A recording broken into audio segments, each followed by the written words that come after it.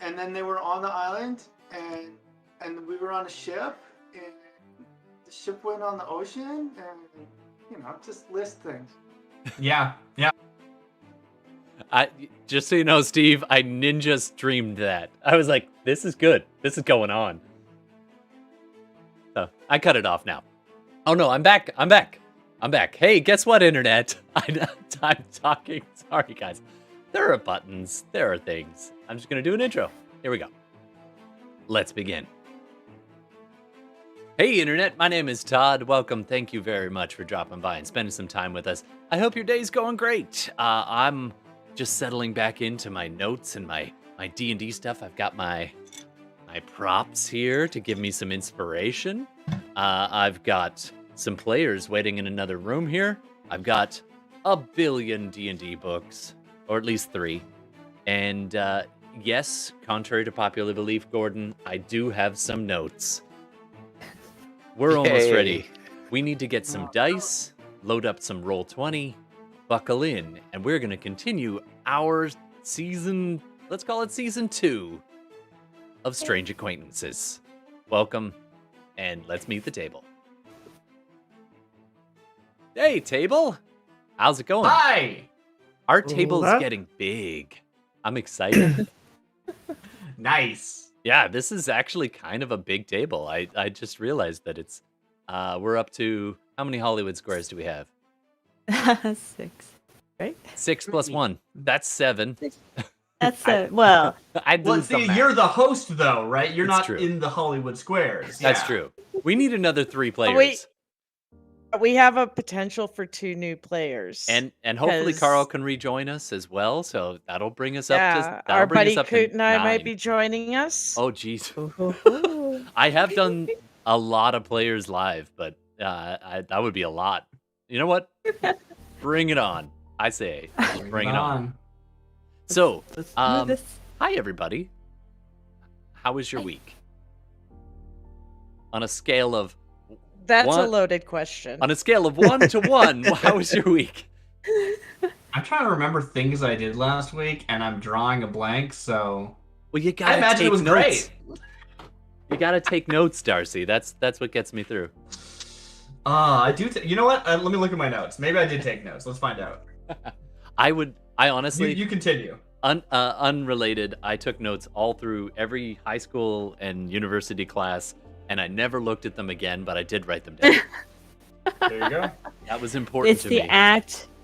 The act of writing helps to bring it into your brain. Yeah, it goes in the eyes. I do agree with that. Through the brainstem, down the arm, out through the pencil, and onto the page. All right, so I hope you guys have been taking... no, you don't have to take notes if you don't want to. I'm excited because we get to play again, and last game we left it on a bit of a cliffhanger. Not as much as, what was that, 2 games ago. The season ender with the one group is face-to-face with a big, nasty thing. So, spoiler alert, it's a beholder. That was episode 17. But now we have jumped over to the other crew, because we're running 2 sets of characters. So, wait a minute. 9 players times 2, 18 characters.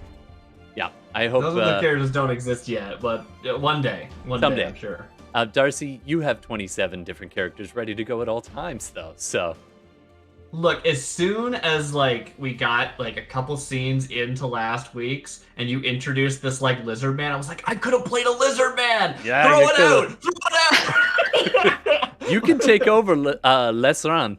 If you want to. Now, Empty's, what's she gonna do? Yeah, She's gonna die? Nah. Well, gotta take care of her now. Yeah, exactly. Yeah. So, let's go around the horn, meet everybody, then we'll talk about the character specifics. But there are 2 different crews, and we are with the island crew, the crew that had gone off on a secret mission to take a message to the dragons to negotiate on behalf of the mage faction. And you succeeded at the end of last season. And, of course, things get complicated as you are now taking a message back in return. Or rather, you're taking an envoy from the Spines back to Tasvrell to negotiate and represent the dragons amongst the Mage Tower faction of Tasvrell. Along the way, you guys have made a fair number of enemies, and you left last game face to face with the remains of Mage Tower, different Mage Tower. I think it was, it's in my notes. Where is it? Anyway, Tasvrell. Tasvrell, which is one of the island Mage Towers, because those exist. Not necessarily friendly with yours. Notes, but Todd, notes. You're just quicker. I have to so you've come face to face with the Tasvrell ship crew that you had encounters with on the high seas prior, and their ship is in dry dock. Meanwhile, other players and characters have joined. So the people who were involved in the island crew were Darcy's character, Timile's character, Steve's character, and Bella's character. But there are 2 newcomers, and we haven't forgotten about that. That's Brandon's character and Gordon's character. So let's go around the horn and meet everybody. Yeah, I wasn't part of that. That wasn't me. So I'm also a newcomer. Oh yeah, I'm sorry. 3 and 3. My mistake. Mm-hmm. You know what? I was thinking about that tiny little kobold. It'll probably come back. Oh yeah, dreamy. Anyway, so let's jump in and meet Isolde with Bella. Take it away, Bella. Hi everybody, I'm playing Isolde. She's developing to. Thought she was going to be much more apt character, and she's turning out to be a little bit green and inept. So that wasn't how I originally planned her, but yeah, she's having some trouble. So we'll see how she blunders her way today. Hey, you know what? I've always said I'd rather be lucky than good. So let's hope that your luck holds with Isolde. She doesn't. That's the problem, Todd. She doesn't have luck, if you've noticed. It's kind of true. I mean, she spent almost the entire time last week. Well, so not pretty scene. Yeah, she was sick. Now, she was feeling better at the end of last episode. At the end. And she came downstairs. But she was about to get her ass kicked. And she got a meal unknown that Gex was dodging. Gex knew that this ship crew, the Mage Tower crew, was there, but Isolde was unaware. And so she came walking down as though nothing was wrong. And her luck continues. And they spotted her. Yeah. With a natural 19 on their roll. So, yeah, we'll pick up with Isolde in just a moment. All right, let's jump over to Gordon. Hey, I'm playing actually a character that was in the session 0, and he's reappeared on a mission. He's one of the other groups that was sent to the Spines to deliver the message, and has his own version of the orb. And now he finds himself having been separated from his good wizard buddy alone on this island, having a drink in an inn, and now about to experience what looks to be a brawl. Hey, I mean, it's an inn. There's gonna be a brawl. However, to make things a little more complicated, you have had words. You've had somewhat friendly conversation with the leader of this Mage Tower little faction called Captain Hudrick. Yep. Yeah, so that might be interesting. Speaking of Captain Hudrick, somebody else in the room has also been encountering him, and that is Brandon's character. So, Brandon, what's up? Hola, I'm and playing... you can say hi as yourself, too. Yeah. I'm playing Eli, a half-elf wizard, 19 years old, precocious little kid, just came off of his last adventure, was taking care of his grandma, and now he's trying to figure out what to do. And he got a little premonition to go talk to Hudrick, and now finds himself watching a battle unfold in front of him. Absolutely. Oh, and Thank you for joining us, Ashira. Brandon, you stole one of their names. I don't know if it's a he or she or they. So you stole a name, apparently. So apparently a thieving divination wizard.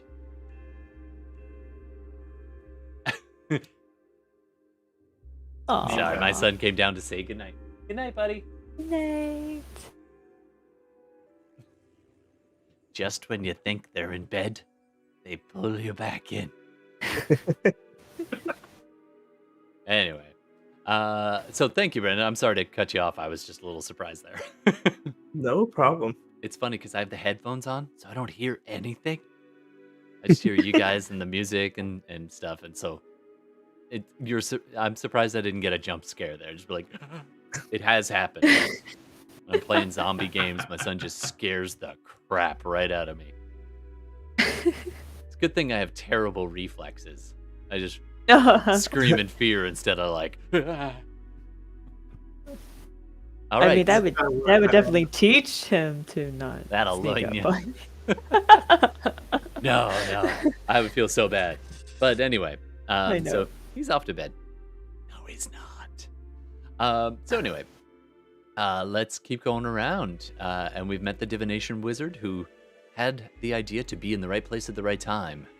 Now, still figuring out if they're in the right place at the right time. Take it away, Darcy. Hi, I'm Darcy. They, them pronouns. You can find me at twitch.tv/DarcyBits. I am playing Empty Wisdom. And I was thinking of this actually when Bella was talking about being incompetent. So, no offense, but I think it's interesting in that a couple of us are very young, but also we're like level 8. And it's like, how does that line up? And it's like, yeah, sometimes you can be level 8 and still not know what you're doing. And that's okay. Hey, I mean, I didn't know what I wanted to be until well into late university. Yeah. Yeah, and what level do you think you are? I think I just started doing level based on my age. I'm level 43 now. Oh, well. God, impressive. I got you beat, Anyway. Todd. So Empty Wisdom is also young. She comes from a local monastery, which is very, peaceful and nature-oriented and blah, blah, blah. But part of it is going out and seeing the wider world, and so she's come to this little port town to hope to find a ship out of here, maybe some people that she can travel with, and lo and behold, she's in a tavern, and there's gonna be a fight soon. How'd that happen? And I also appreciate that Empty Wisdom found the other person who feels the most like, what's going on there? This massive 7.5 foot tall lizard man who sticks out like a sore thumb. And yet there he is named Lesrak, who, that's who you're escorting. At least some of you, half the party. This could really go sideways. And I'm here for that, folks. If everybody's just like, you know what? Screw the main quest. We're pirates now. Like, I could make that work. I'm just saying. All right. Let's keep going around.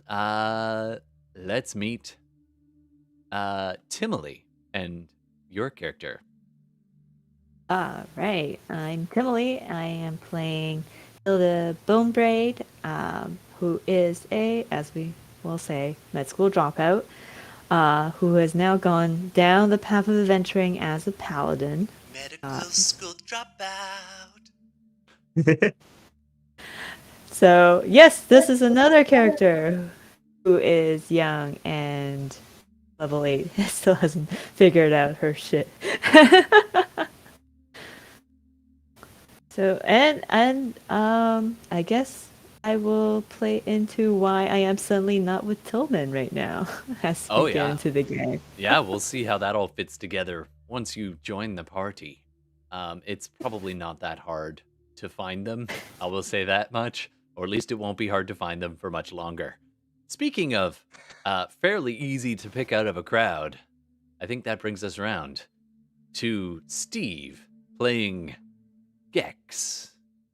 Oh, that's not. There you are. Right screen, Here I right am. time. It's me. Yes, Gex Techford continuing his his late blooming level 8 at 62 years old career. Oh yeah, you're Takes all balancing it kinds. out. Yeah, so the 7'6", whatever the hell he weighs, 400 pounds. Does this make you the chaperone? Kind of.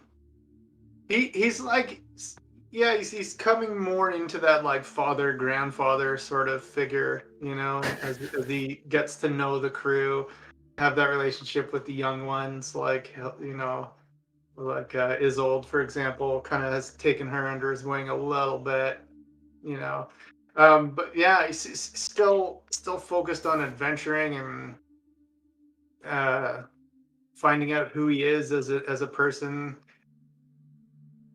Or how different he is as a person from the rest of his life, which was an artisan of some sort. Absolutely. Which we don't. Yeah. I mean, after a while, it's a second career. It's like round 2. Yeah. Well, it's like you know, he's lived a long, peaceful, kind of chill life, and it's like he wants to go out with a bang. If that bang happens now or in 50 years from now, fine. Oh, did he have a conversion to like he has to die in battle, like so he can get into Valhalla? Oh, and well, possibly. Well, I'll leave that. Just thinking out loud. All right, so it's more. It might be more like the Klingons, you know. Today is a good day to die, kind of. You know, every warrior strives for and desires a good death, right? Nice. Yeah. That's cool. He'll die when the death is good enough. He'll finally allow it. Yeah. Yeah. By the way, a Klingon retirement home, I want to see that as a political style cartoon. I see those on the interwebs. If anybody wants to make that happen, just a Klingon retirement home. I'd like to commission. I can't draw for shit, so I just want other more talented people. I'm the ideas man. Challenge. Yeah, flip that idea sometime. Oh yeah, Darcy's got the art. In fact, some of the art we use in our stream is Darcy's. And Darcy, don't forget, it's at Darcy Bit. And I think with the recap. Oh, and one last thing, internet. I'm Todd, and I'm going to be DMing. So I play the world. The other thing is, you're here too. I'm here. I'm part of the squares. I'm done. I will say this though, internet, come here. Hi, internet. You're part of this too. We just want to point out that if you want to jump into the live game Tuesdays starting around 9 on Twitch and on YouTube, feel free to jump into chat and make some suggestions. We do a system called plot points. There's not real any kind of rules or points to track with it or anything. But if you've got a great idea that fits in the story, we'll totally make it happen. If it doesn't fit right now, I do write them down. I do watch these after the fact and put them up on all the podcast places and stuff. And we'll try to get your idea and make it into the game either immediately or shortly thereafter. Just no insta-death, but by all means, make their lives and my life more difficult. And it could be fun. It could be silly. It could be a random NPC that comes by. It could be pretty much whatever you want. So jump into that. Ash. No insta-death. No insta-death. Yeah, Homestuck rules. Death must be heroic or just, otherwise just respawns. Wakes up back in the home. He just wakes up back in the home in the bed and has to break his way out. I feel like that's a Jake Gyllenhaal movie. Anyway, without further ado, let's dive in and we'll be ready to start. Thank you.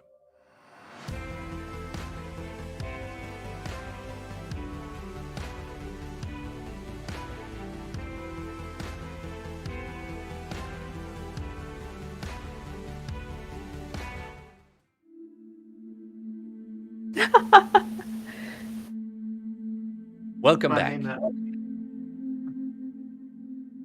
I mean, honestly, let's just do this. Roll initiative. Well, actually, I want to see what happens. I'm not going to force you to fight. There may be other, more creative ways to solve these problems. Or just, I mean, that's what I'm curious about. Do they come in and you go, oh, sweet, and they just immediately draw steel, or what happens, right? Exactly. So we left. Do the party that are interested want to preempt that drawing of steel, right? and let's find out. So you got these different windows. So if you're waiting, you you're look. Forgoing initiative. You're sitting in a room. No, don't worry about rolling. You can if you want to preempt it, and then we'll just record it. But you're sitting in a tavern common room. It's a wonderful place. There's been this little flute that's playing in the corner. Not just the flute. There's actually a wannabe bard attached to it. You are... Could have been a magic flute. Many of you are enjoying this place. Gex and Talathar have just walked back in from checking out possible transport, and being a relatively small port town, everything's freaking closed. It's like 5:30, and it's like many of you are from big town, and so it's just almost unheard of that these people are just gone. But they've closed up. They even closed it right in your face, locked the door, and shrugged and walked away. You've made your way back to the inn. Walk in, you get a few steps, like you just settled back in. And then in walks the person you've been a little bit trying to avoid there, Gex. You see Hudrick, the man who intercepted and inspected your vessel on the way to the spines, and later gave chase to it. You and your group managed to avoid that vessel by mostly sinking it dead. Or at least you thought. Exploding it. Exactly. But instead, there he stands before you in this tavern, hand resting on the hilt of his rapier at his side, dressed in the leathers, blue with tan edging leathers, his rank and kind of white cloak billowing behind him. Other people in roughly similar garb and various combinations, not exactly all together the same, but general uniform, as you see several people who look pretty rough and tumble sailor types come rushing in. It was like a combination of like really run-down soldiers down on their luck, and they have been stuck in this town in dry dock after the shenanigans that you guys put them through. And he now stands in front of the door, about 10 feet in front of the door, and man after man, woman after woman, sailor after sailor comes piling in behind him as more and more of presumably their crew, whatever's left of their crew, comes piling into the room and quickly begin to block the easy exits. There's the main exit behind him. There's kind of a bar and a kitchen door, again, just to the main entrance is kind of directly ahead. The bar entrance is a bit off to the left, and the main stairs leading upstairs, kind of a little bit behind of that. And then you got a couple of windows and a fireplace around you. The scent of, stale air tinges the nose a bit, and there's definitely some meals and some stew. Isolde still has that vomit smell in her mouth, in her nose, but the stew she's eating is really good. And you all take this in. It's a bumpin' place, one of the very few places that are open past 5:30. So there are lots of locals around, and there's very few open tables, and it's probably in the order of like 40 to 80 people in this room right now, including yourselves. And they're not big on fire code, so they just cram them in. It's warm and cramped and smelly, but not all bad smells, but scent of BO and people drinking and cozying up. I'll leave it for the table. What do you want to do? I'm trying to figure out how full this place is. You said people keep coming in and in and in. And it's how much of a glut of bodies is that? Can I visualize? Quite a few. There's probably tables for about probably tables for about. Oh well, hold on. I want this to match the image, so I'm gonna go find my inn here. But I would say that there's probably about 15 tables, 10 or 15 tables in this place, and there's definitely most of them are occupied, and yeah, here we go. I got our map here. In fact, I can even drag you over to the map. So Sounds lovely. yeah, I forget who this is by. I think this is Daniel's Maps on Patreon, so go check that out. Give him some love. I did, subscribe for all that. So come on to the inn, and the inn does not have a name yet. So if any of you want to give it a name, or internet, if you want to give it a name, you can. Do you guys see the map yet? Is it loading? Yeah, I am seeing the map. Yeah. Yeah, A few it's tables loaded in for me. here, a bar, and that's the second floor there. Okay. I imagine regardless of like how many people just showed up, it's a sudden influx of people, so Empty Wisdom is just like deflating into her chair, sort of curling within, but just like not doing anything, just like, okay, what's happening? Yeah. Sure. Let's say you are currently sitting at this. Oh, I'm not on map here. At this table here. So go ahead and arrange yourself if you can. Yeah, drop yourself in there. Isolde was just eating, and I'll just put you kind of here-ish. There's the lizard man. Isn't there yet? Gex, you're in here somewhere. So you can go ahead and is it placing you? Oh, the joys of Roll20. And Must be very well hidden. That's fine. I'll just be invisible. I'm fine with that. oh, we don't have an icon for Elias here, but let me at least put a nameplate in there for you. There you go. So, Elias, you were at a slightly more removed table. And Yep. Actually, you'll be way over at the far side there, on the far side of the inn. So there's the main door, which is directly on the south side there, and there's quite a large porch and overhang. It is one of the only two places in town, so it gets quite a lot of. So, yeah, there's probably a few more people milling about and like sitting on the crates and stuff. But imagine pretty much every seat is full, and there's a little bit of like you can walk around the place, but it's definitely a pretty packed place right now, as you can see on the top. Yeah, I mean, it was already pretty full, I believe, right? Yeah, So this is and more then about like how much did it increase with these more? Yeah. Yeah, in walked these this group of soldier types. All right, so Great. Well, I don't know what they're here for, so I'm just gonna be socially uncomfortable. All right, so I'm just gonna grab some city guard in there and just drop them in. So what about Gex? What are you doing? Okay, so how many guys walked in altogether? Let's say probably on the order of about at the moment about 8. Oh, okay. But they And then also you get the impression by the way that they respond there might be some more outside. Yeah, I was picturing much more by the previous description. Okay. Has any of them, I believe like, last full- time I said 10, Sure. but you don't see them all right in immediately. But there's definitely about 8 of them Since you carrying a bunch of different weapons and so forth.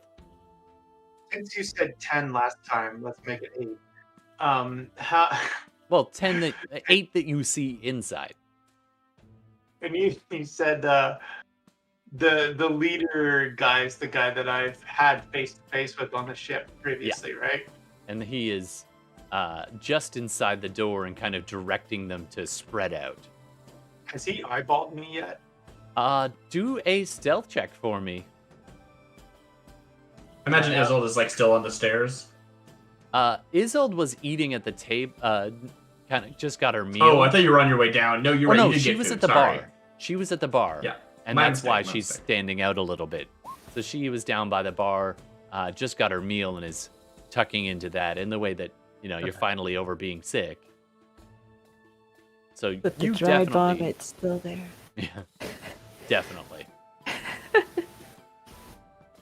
All It's right. a 25 on that stealth roll. Woo! Don't ever ask a rogue to do a stealth roll. All right. Always ask a roll. Insist for him to do a Well, stealth roll. the 3 says that he does not seem to have eyeballed you yet. I'm going to say that you came in off the porch, off the secondary entrance, and you just happened to be near these crates, and you were on your way to the table, and you can see Empty Wisdom. You can see the lizard man who is there, but I just haven't brought him in yet. And I think you can probably even see Isolde. I don't believe you're being stealthy at all, but it's a pretty crowded place. All these chairs are more or less full. Yeah. I just want to take a quick scan to see if anyone's actually looking right at me right now, like anyone at all. Sure.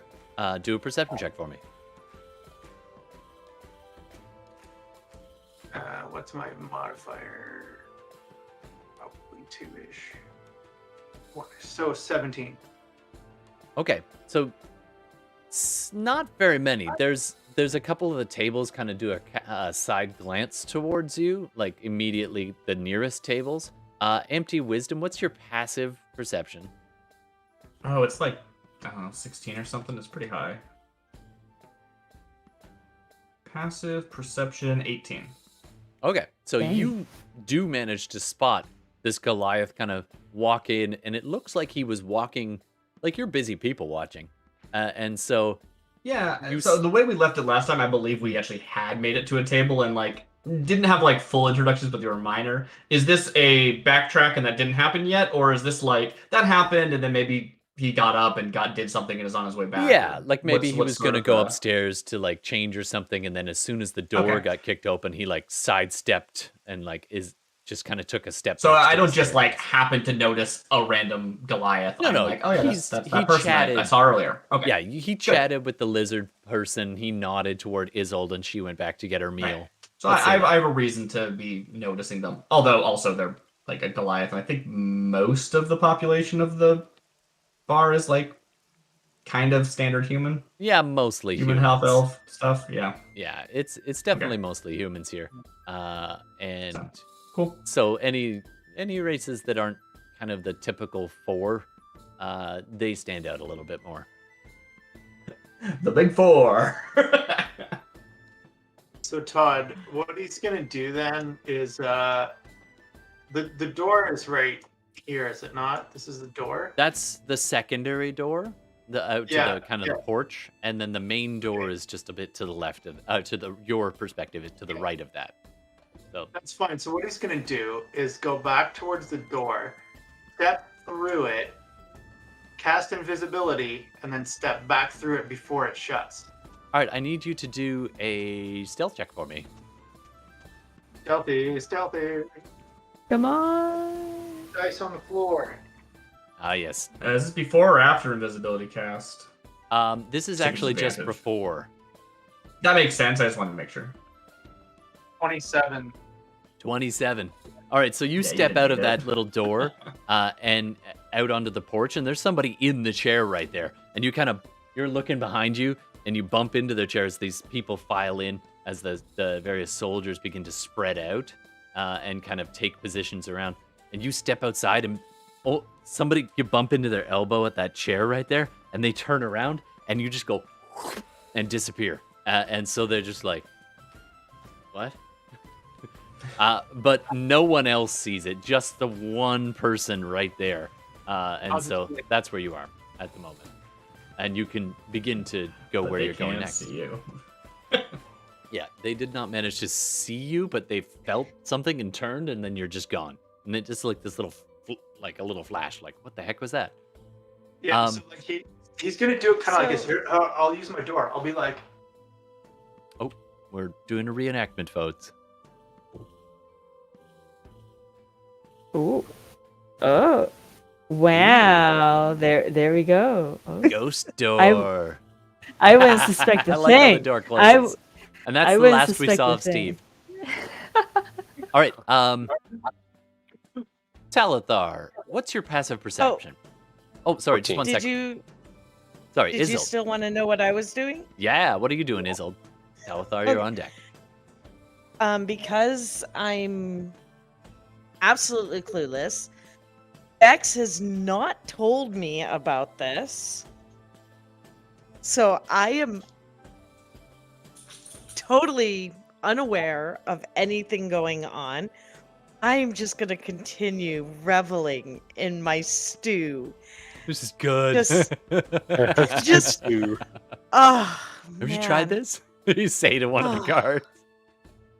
I am feeling so much better. Ah, yes. It's a good day for me. Love it. All right. So you're chowing down. In only that way after you've emptied your stomach you can. All right. just by the bar, Yeah. noticing this, having a drink. Like, this is interesting. Now, do you have an icon? You don't yet. So if you want to pick one, go for it. I can get you back to that screen later if you want. In the meantime, so you're just watching these people walk in. And it's one of those things where they're not being super subtle. Like anyone who's not mid-conversation, like a lot of the conversations kind of... And like, there's still a bit of a mill, but as these people start to go through, everything kind of gets quiet. And it doesn't happen instantly for the whole place, but like, as they walk past, more and more people are like, wait, what? Something? What's happening? And so they kind of, this hush slowly begins to spread across the room. And they definitely begin to spread out. Two of them kind of walk right up next to the bar, but opposite of Isolde. All right, Elias, you're way over in the corner, but you recognize this lead guard, Hudrick. You had been having a conversation with him. And he told you to watch that one and pointed out this kind of Isolde at the bar. And he gave you 4 gold to keep an eye on her. So what are you doing? Eli is thoroughly confused. Is Hudrick doing anything like menace? Is he just kind of looking around right now, or There is... he... do an insight check for me. Okay.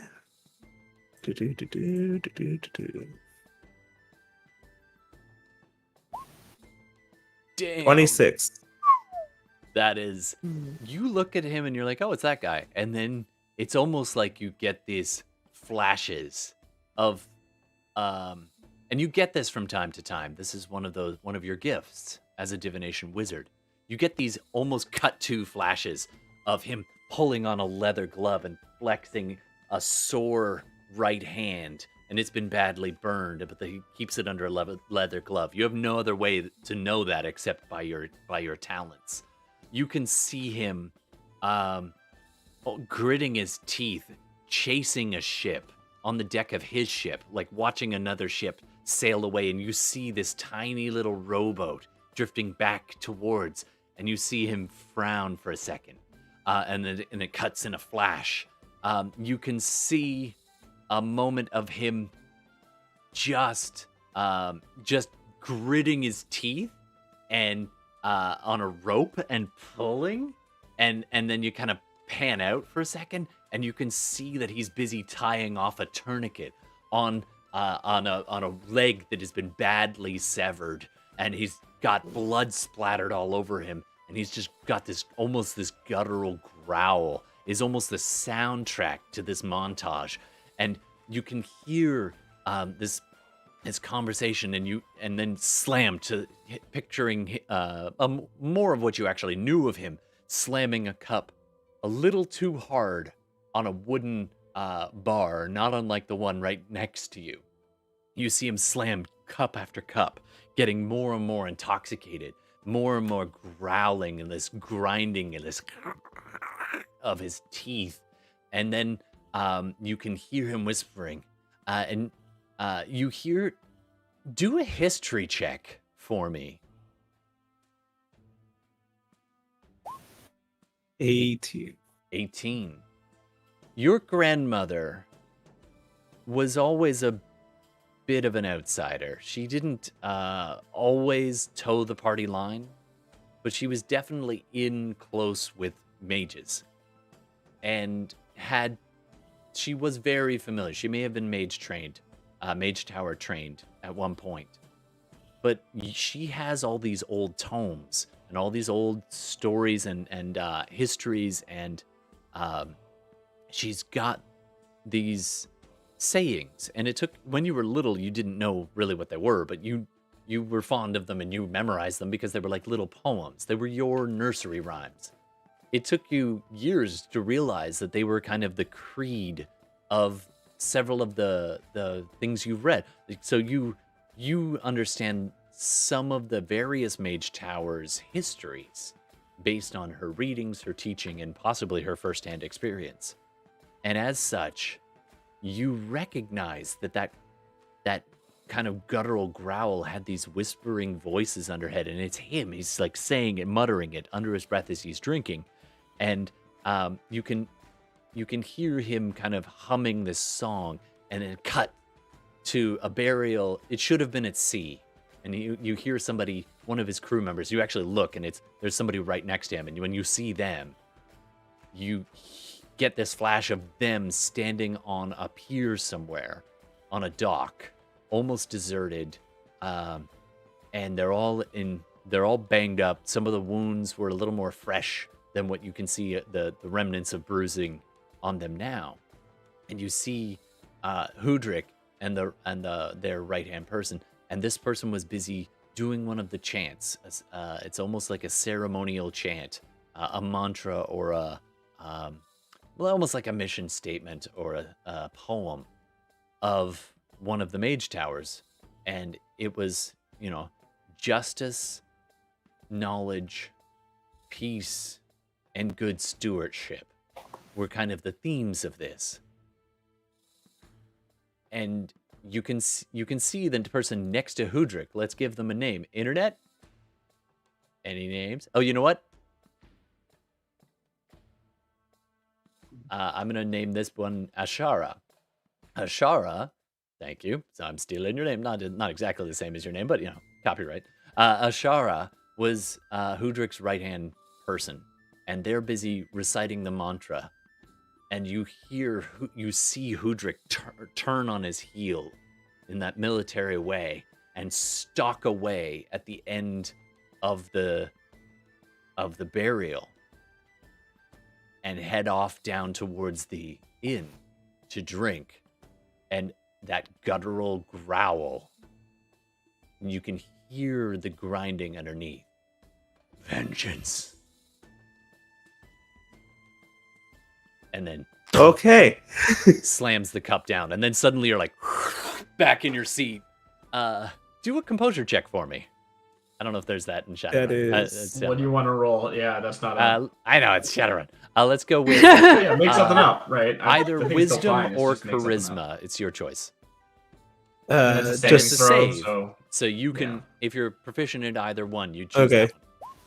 wisdom. It is 22. So you wanna gasp out loud when these types of things happen to you, but you know well enough that it might not be a great time to draw a lot of attention to yourself. So you do manage to stifle it, and you can see Hudrick's gaze kind of taking it in, and in his hawk-like stare, he sees you, locks eyes with you, and gives you this little appreciative nod. And then he turns back and looks over at Isolde. Can I ready a spell in case he tries to attack? Yeah, absolutely. You Cool. don't even have to tell me what. Surprise me. I like surprises. Okay.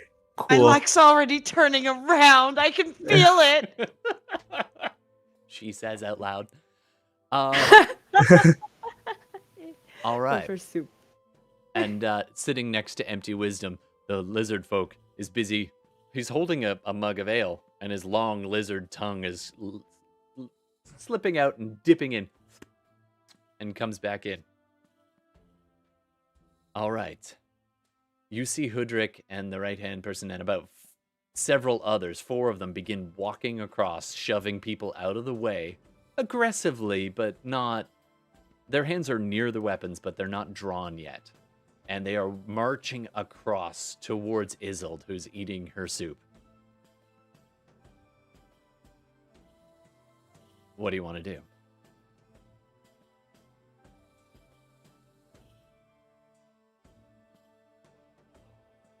I mean, Talthar is gonna watch us. I mean, he knows that Hudrick is from a mage tower that's in alliance with the Tasvrell mage tower, so he knows that there's some beef going down, but he doesn't know exactly what's the situation. So he's just observing right now. Technically, that's cool.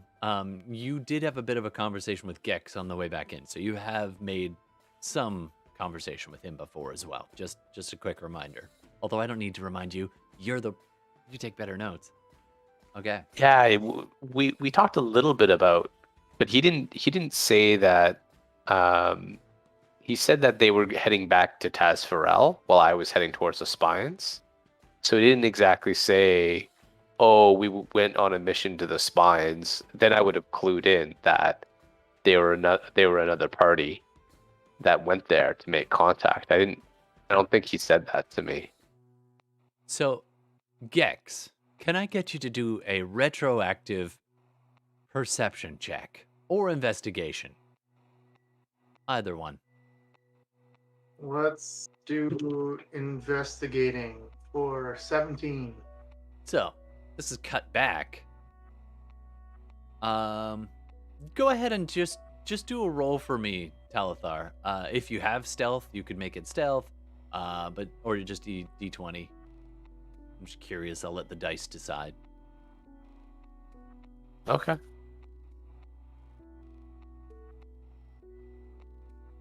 Or is it deception or stealth?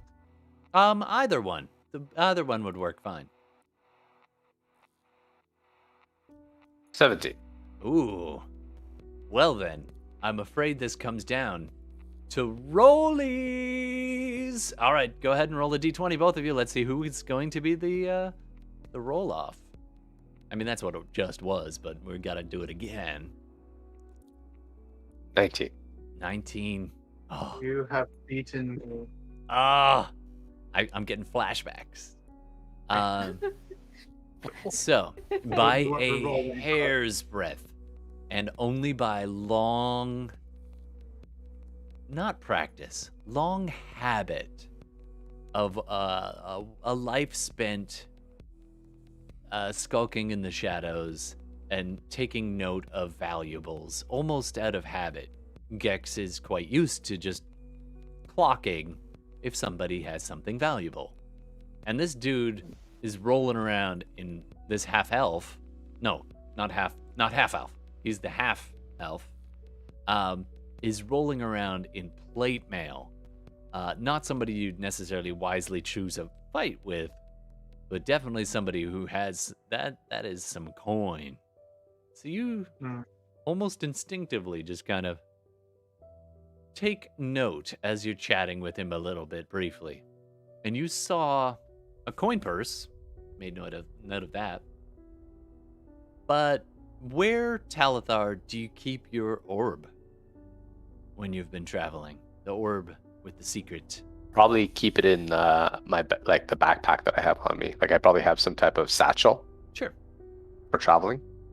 So somehow, maybe you were like putting something away or making note of something and you had to open your sack just for a heartbeat. Almost out of habit, long habit of like making sure you've got everything that you need, and you just kind of not sift through it, but take a quick look at it, make sure everything's sealed up. Kind of glance as you're waiting outside this Dockmasters at one moment. And, you were pretty sure you were well away from people.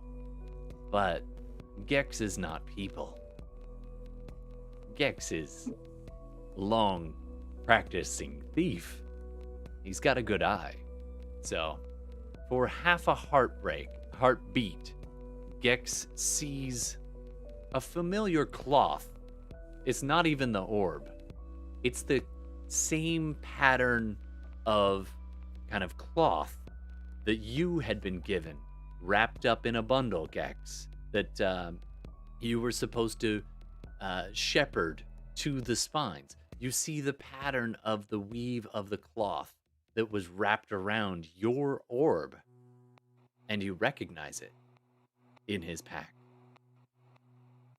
wrapped around something, and only a heartbeat of a glance. Okay, cut back to this time. So, the rather imposing figures begin to walk towards.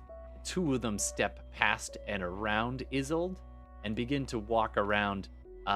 Because you're sitting right next to Talithar at this point, they kind of have to. They kind of shoulder up between Talithar and Isolde, and that's like she's in the next stool over. So they imposingly shoulder their way between Talithar and her in a very non-subtle way. The other two come rolling up directly in front, and Hudrik leans on, not jumps on the bar like the image did, leans up on the bar right next to her as she's busy eating.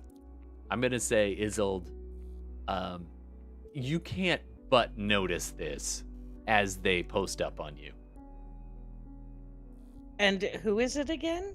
It's the Balasar and this is Hudrik, and Hudrik. Do a straight up intelligence check for me. Actually, you know what? No, you get this for free. You have seen this man before. You recognize him, and it takes you a moment to place him because you're pretty sure he was dead. He was the inspector who came off the maid's ship, and you remember him grilling various people, and this is why he stood out to you. He asked you specific questions about what was on the cargo, where are you going, is your captain, and he was a good interrogator. He didn't like put the screws to you or anything, but he definitely drilled down a little bit and made you squirm and feel uncomfortable with that hawk-like gaze, and it is staring at you now. A fresh scar on his face, but otherwise that same face as he... I'm just gonna turn... Oh! Hello again! How are you? Hello. Good. I'm so clueless. You would remember me. That'll make this Oh! next part. You were a lot very good easier. Inquisitor, yes. And you see him bristle at the word Inquisitor. I am not an Inquisitor. Oh. Investigator, sorry, my bad. I don't know words very well. Clearly. My apologies, internet and players. I'm sure I did accents last week, and I don't remember what they are. So it's gonna change.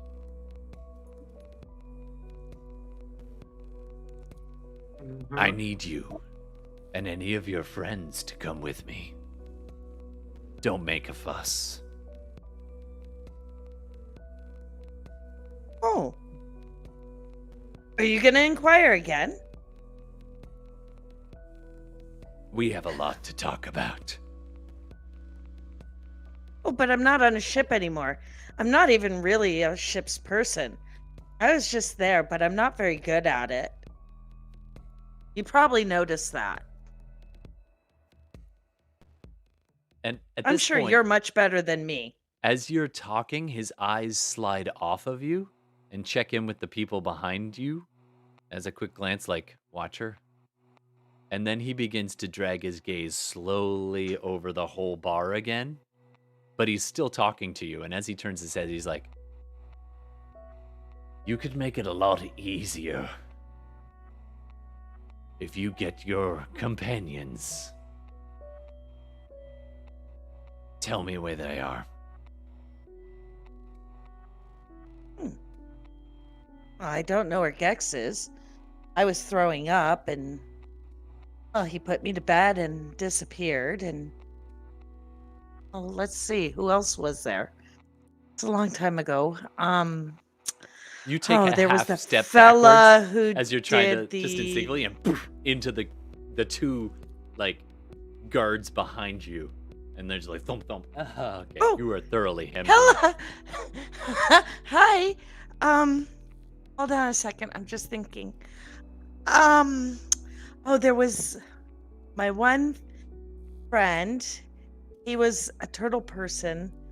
Oh, his name is eluding me at the moment. I don't have a very good memory either, but I don't know where he is either. And then his friend, the girl, I can't remember, she disappeared. We got off the island, but they weren't with us. Everybody just disappeared. Oh, and that one guy, he wasn't actually our friend. He was a doppelganger and found out, and so it was a big thing with the dragons, and he ended up getting killed. And he reaches you know, across and grabs I you don't by know the where they scruff are. of your neck and heaves you up. Now he's a pretty slender. I believe he was a half elf, but he's strong. He's like lanky and strong. And he pulls you. He's taller than you. And he pulls you up towards him, almost nose to nose, and he says, "I will find them with or without your help." So when he I don't know where when- they are. when he Elias? grabs Isolde, I'm gonna cast Polymorph on him. Oh, okay then. All The right. party begin. I believe that's a. I actually truly don't know where they are. That's the best fucking part. You really should incite me. Oh, he is the whole damn time. Go ahead. Oh, it's a what kind of saving throw is it again? Constitution. Wisdom saving throw. Wisdom save. Oh. Yep. Oh dear. Okay. He's not. All right. Let me find the right page here, but I'm pretty sure that is a success. I rolled a natural 18, so that's likely a success. Unfortunately. Am I allowed to use my other thing where I can like force a roll on him now, or is that like stacking abilities? No, you can absolutely do that. Okay, And he you rolled an haven't heard the outcome. 11. Okay. He rolls an 11. If I remember correctly, I instead. think you do have to decide that before you've like heard the result, but I could be mistaken. Well, the good news Oh, is he okay. hasn't heard the result yet. He saw the die roll of 18, so he can decide to swap it out. I was just looking up his save. So Okay, I'm not sure if that's correct for that ability. Like you're right for like bardic inspiration or Portent, something. I believe but- it's called Portent. Yeah. So Yeah, I'd have to double-check you see that spell go, and you see this flash of what could have been as it hits him, and his arm begins at. I'm sorry. What are you hoping to turn him into? Turn him into a squirrel. Into a squirrel. And She you is right, see- by the way. It's before the roll. Okay. Well, no, it's before the outcome. Before the roll. No, before the roll. Oh, okay. Well, Okay. I still want it to happen, so we'll let that slide this time. But going forward, you can just be like, I want this to work. And the rules, it's Yeah. fine. So Oh yeah. in this other world, Just we're learning. this one version of the world, you see the hand that's clutching Isolde suddenly begin to wither and sprout fur at the same time and stretch into this tiny little claw, and then this bushy tail kind of force its way up and out of the back of his pants, and you can see his teeth begin to elongate, and the whiskers that are there, because he's let himself go some, begin to elongate into this kind of fuzzy squirrel. I don't know what the term is.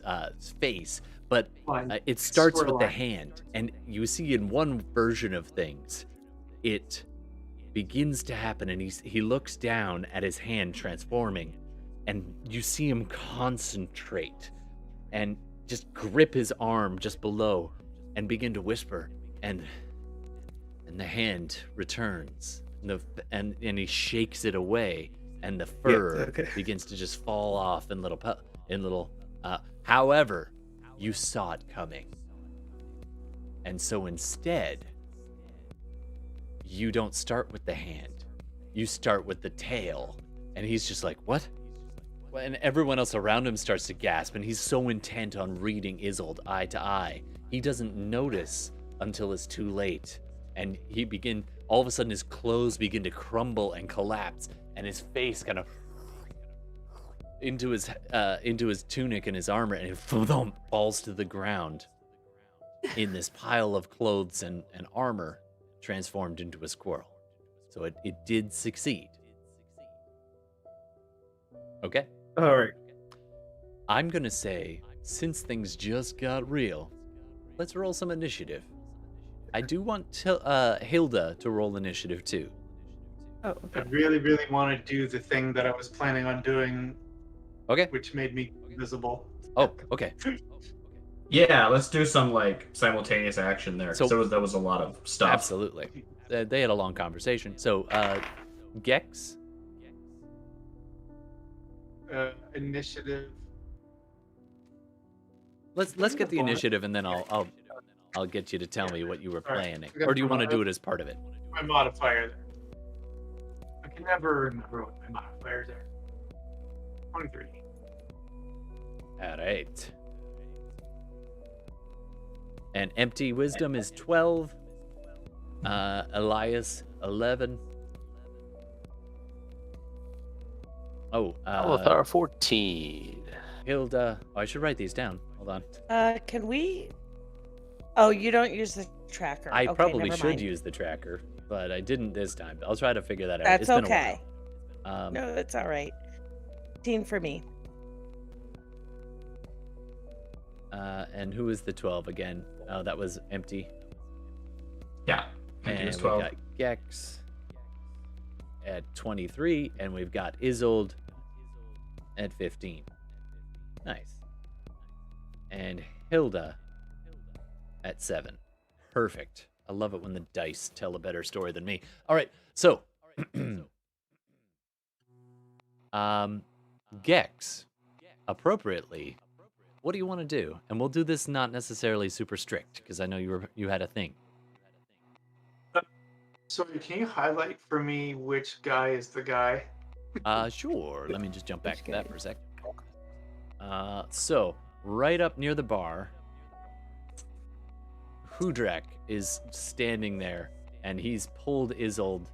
He's actually stepped a little even closer, right nose to nose, up with Isolde there, and you are watching from probably a good, like you've just slipped back inside after becoming invisible. He's about to reach out and grab her. We'll say it's that. And then something weird starts to happen. But yeah, you see probably 5 people of interest in his 6 people of interest in his immediate vicinity. So did we decide? Did the guy become a squirrel or not?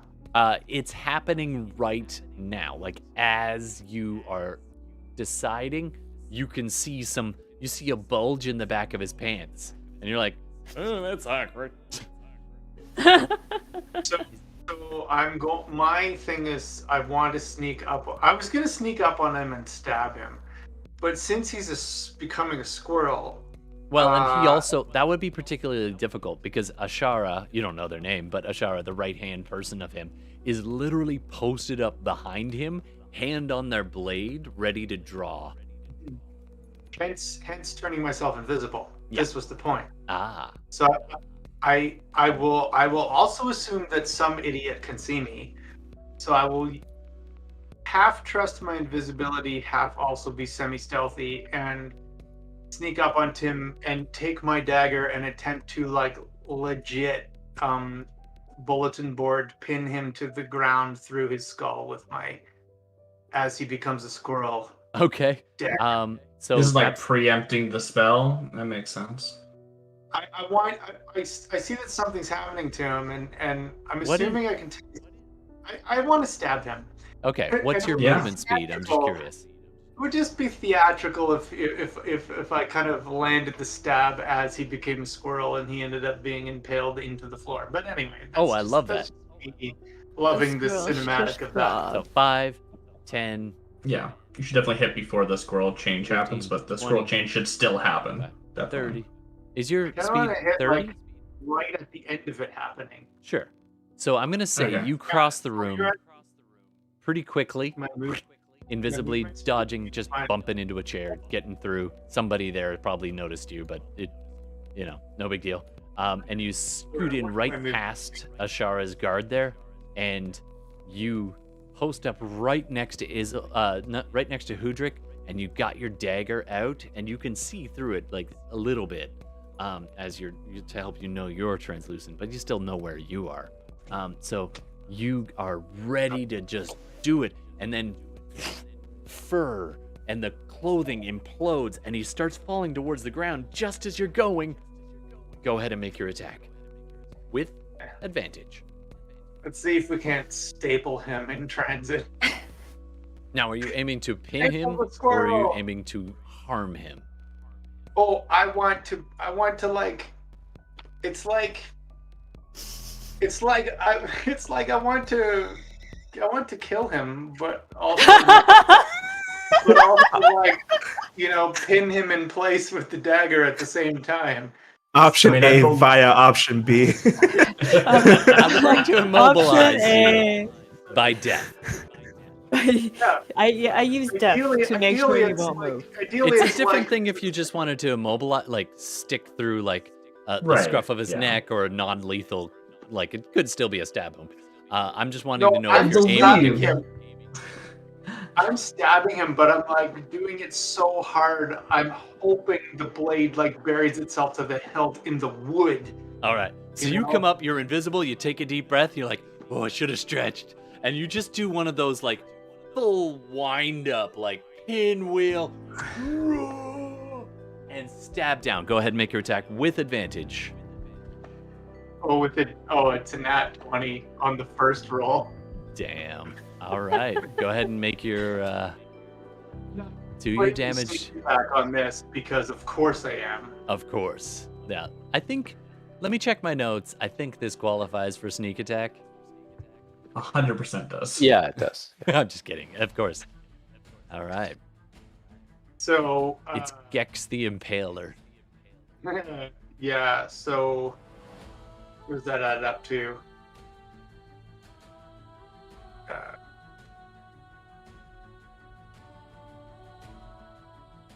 32.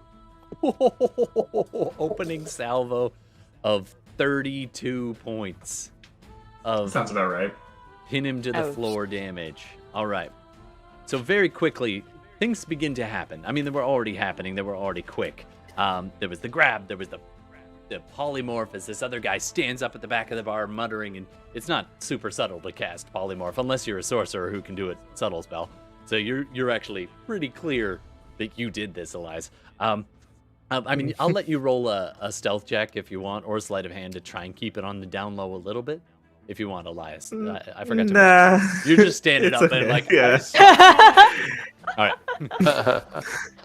Caroline's woodland cousin Squirline. Thank you, Beard of Twigs. All right, so a couple things happen in quick order. He became a squirrel, and his brief life as a squirrel was significantly more peaceful for the heartbeat, as he no longer knew vengeance. All he knew was find the nut and sleep through the winter. It was a peaceful existence. And then a dagger stabbed right through the center of his squirreline torso, just into the floor and right through this squirrel, in through the armor, pinning him to the ground, and this tiny little lifeblood seeping out of this squirrel's body, and this chattering sound, and the squirrel dies. And immediately unpolymorphs back into the body of Captain Hudrick. The armor and stuff slightly ill-fitting, not off, but ill-fitting as he comes springing back into his form, just with the dagger impaled into just the side of his ribcage. Still very much alive. -1, so it was 32. First. Yeah, I know. Rude. 32 minus Rude 1. GM. I'm mean sometimes. I like.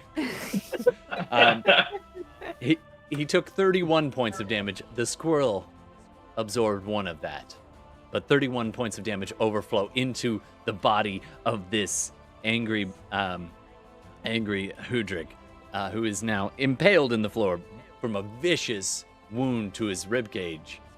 However, still very much alive. All right. So Coming up. like now, because I've attacked him, I'm gonna become visible, right? Yep. So I'll just be on top of him, like, "Oh, dude, are you okay? What happened?" I'll allow a deception check. Oh, it's not. Oh well, 19. That's not bad. I mean, it's pretty clear you're still holding the dagger. I mean, I'm gonna say my you roll with disadvantage. Oh, 17. Gosh, dang. Okay, 17's still pretty damn good. He's just like, and the other people around you, Isolde is taking this in. The other guards who are right behind Isolde are just like half frozen and like, what am... First, their boss becomes a squirrel, then the squirrel gets stabbed and it's their boss again and he's almost dying, like he's very clearly grievously wounded. And then this guy is there who wasn't there before, and it all just happened really fast. Okay. Coming up next, Isolde, what do you want to do? Whoa, no, wait. That was before we rolled initiative, right? I'm gonna say that was his. It first should still round. be Gex's turn. I kind of like the idea that his step out and become. I'm just saying, it's not like Elias is burning his turn because he cast polymorph, right? It happened before initiative. Anyway. That was the surprise round, and so I was saying like Gex's first turn was the beginning of initiative, and he got 23, so that's why. That's fine. Go ahead. All right, Isolde, what do you want to do? I figured I was just going first because I had the initiative. Yeah.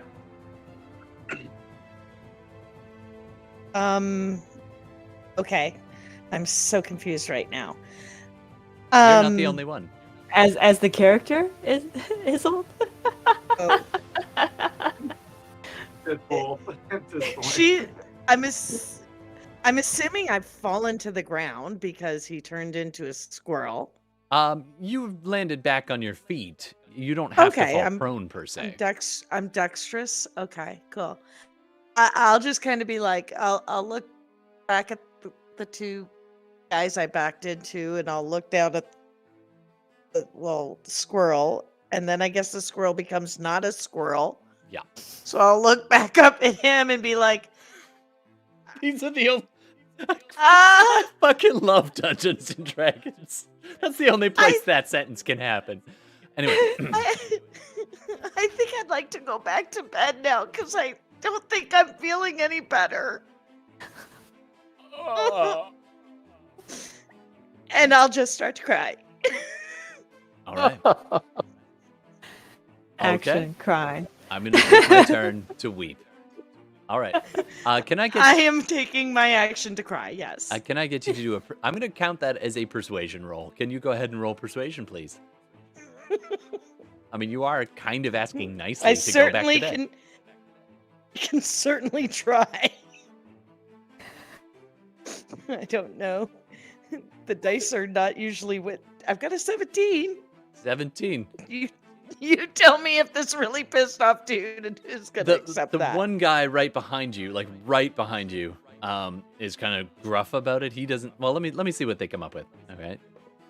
All right. Yeah. So the one guy right behind you is kind of like, I mean, what? Sure. And then the other guy next to him carrying the battle axe there, to your immediate left, kind of gives him a hard elbow. Like, what are you saying? And he's like, what are you saying, Tom? She can't go. And I'll count that as their free action to, like, one of them failed and one of them passed. And the one guy behind you is like, sure. But the other guy's like, she can't go anywhere. And he it's not his turn yet, so he can't really do anything. Anything else you want to do? I think at this point, noticing that I might be in a little bit of trouble, I am going to bonus action.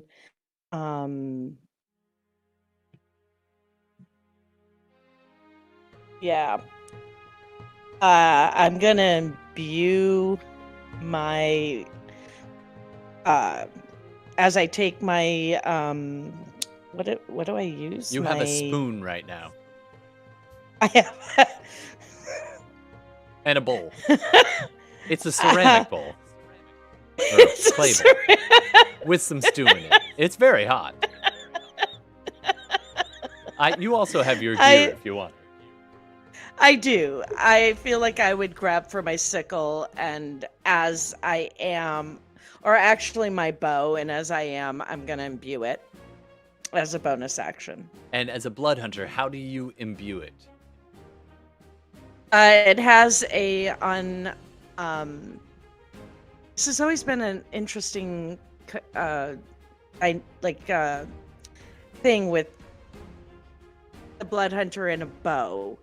I get with because the arrows are separate, but I feel like I'm imbuing the bow, which then passes over to the arrows. I don't know. You know, I can kind of make as a guy who's played guitar. You know how for that many mechanic years, is kind of weird? Yeah, I'm gonna say that as you touch the string, on the string? it's not very well wound, so it's actually quite. It's almost like a bow and arrow, but with a metal string, like a guitar string. And if you pull on that, it begins to bite into your fingers and draw blood. And then that blood tags onto the arrow and can imbue the arrows. Is that fair? Okay. I think that could work. What I've done in the past is I've had like a mechanism on the bow that I've used, and that has put the blood into the bow, which then... Sure, I love it. But either way works for me. Either way, you can have a little sharp edge. You just prick your finger, or it's the string itself, and you just.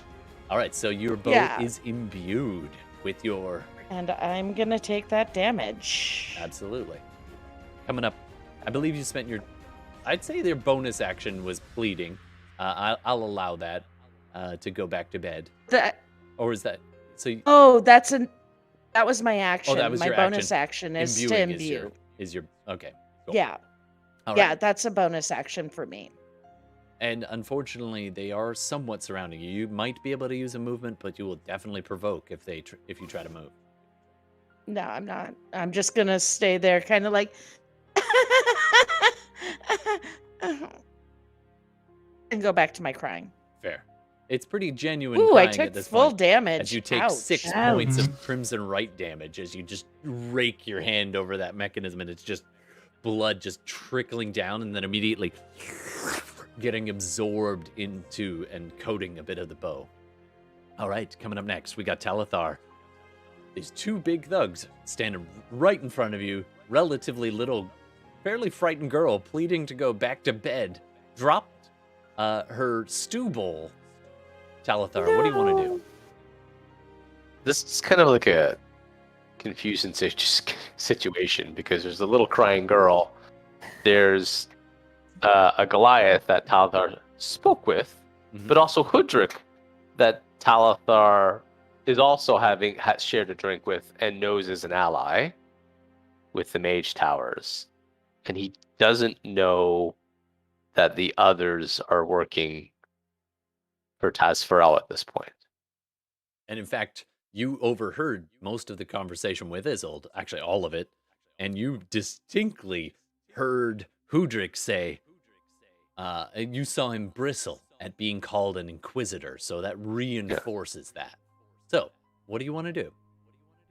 So, Talithar is going to step up off his stool and call out to everyone to back down. And basically he starts to get he tends to be a very kind of affable guy, like when he's just chatting, but then when he has a bit of like a craziness, a menacing craziness to his eyes when he's about ready to fight, and he starts to show that, so he's gonna basically try to intimidate everybody to just settle down. All right, please roll intimidation. Could I give him my roll? The other use of portent? If you want to, absolutely. This tiny little almost moat hovering around you, and you know it's a good one. I think. I assume it's a good one. It's a 19. Oh, okay. Okay. Now, full disclosure, Gordon can make his own 19s, as we have seen repeatedly in this game. So I just want to point out, you're welcome to do it. But I'll anyway. take Yeah. Scapegoat. Absolutely. So what does that look like when you grant this portent to someone else, Elias? Oh, Elias is not a showman in any way, shape, or form. So it's very like Jean Grey X-Men like 90s where he's just holding out his hand. He has no flourish. Like he's not a showman. Nice. Yeah. Just the classic no, and this little almost imperceptible wibble in the air just goes and passes between you for a second. Pretty much no one would ever know, but you know. All right, Talithar, as you summon that craziness in your own eye, in your eyes. That's 26 then. 26 to intimidate, to settle down. All right, let's make some rolls. Oh, so the person right next to Isolde, the one who had been kind of caving, almost willing to let this little girl go, he is cowed immediately. And you can just see it in he spins around as like almost drops his blade, that lowers it to the floor, like, oh God. Like he's following your orders. He's like, yes, sir. You even hear him say, because he's right in your face, you hear him say, yes, sir, and lowers his blade. The guy with the battle axe is like, come on, Tom. He clearly is not cowed as he rolls extremely high. Hudrick, I'm going to say, for his part, although he fails the intimidation check, he is a little busy bleeding and angry and confused and wondering, maybe that squirrel life might have been a more peaceful. And so he looks up at you with irritation, but he is, for the moment, cowed. Ashara, right next to him, hearing all this commotion, spins around, and it's like almost that slow motion spin as Ashara's like, what? And then sees you order and flinches, actually almost away from Gex. Gex, you could do an opportunity attack if you want to, as Ashara moves back. Like, what? Just trying to figure this out. If you want it, take it. If you don't, you don't have to. For an opportunity attack on who? On Ashara, who was watching Hudrick's back as they step back away from Talithar. Leaving you don't have to, but you can choose to do an opportunity attack if you'd like. Could I just not try and hurt them but trip them? I would allow that, sure. Yeah. Oh, but before you do, hold on.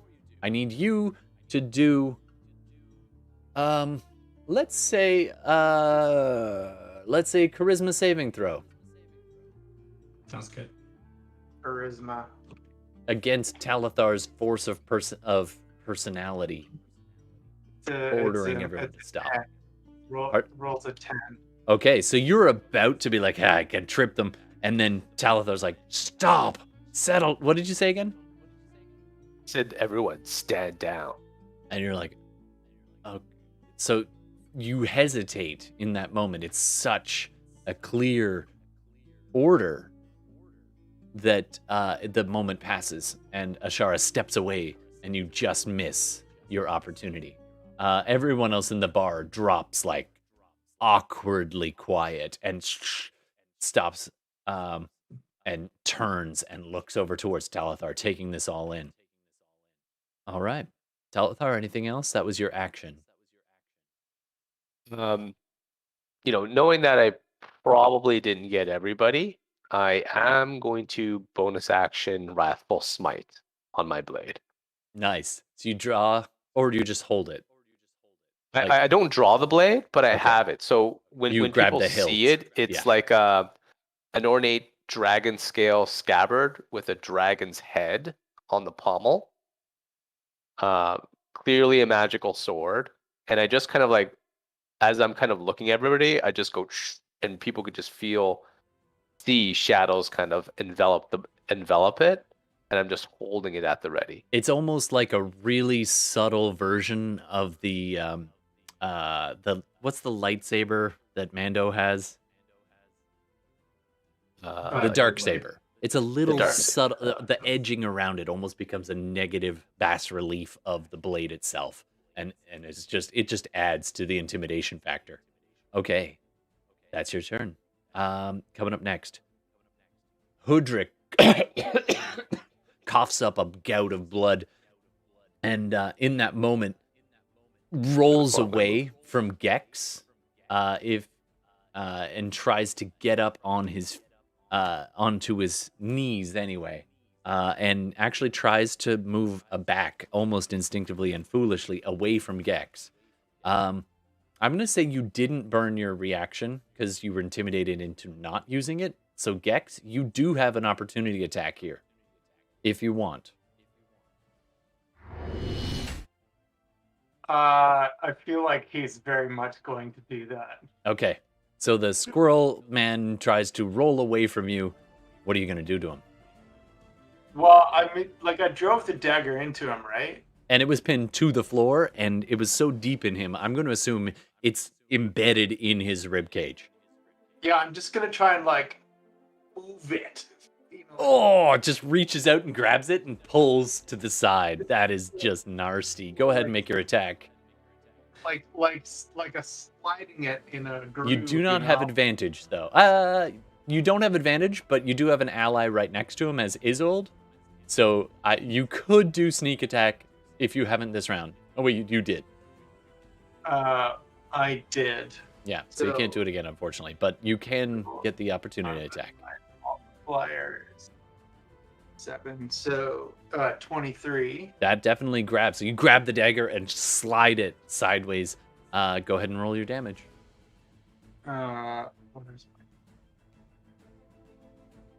my D4? So it's only 7 more damage. Still, that's a fair bit of damage. Oof. Oh, he gasps and just clutches his side. Ah! As you reach, and you've retrieved your dagger. Good for you. All right. Oh, wait, look at that guy's fucking you. Let me help you. Coming up next. Wait, I can't read my writing. Hold on. Oh, was that empty. Was that their whole turn? Oh no, it wasn't. Thank you. So he gasps. I am going to make him do a concentration check based on the pain, though. As he begins trying to cast something, as he's now no longer in melee next to you. He succeeds. And yeah. Okay, so Gex, he looks up at you as he clutching his rib cage that is torn, just torn open in this one spot. And he looks at you and he goes, "We'll meet again."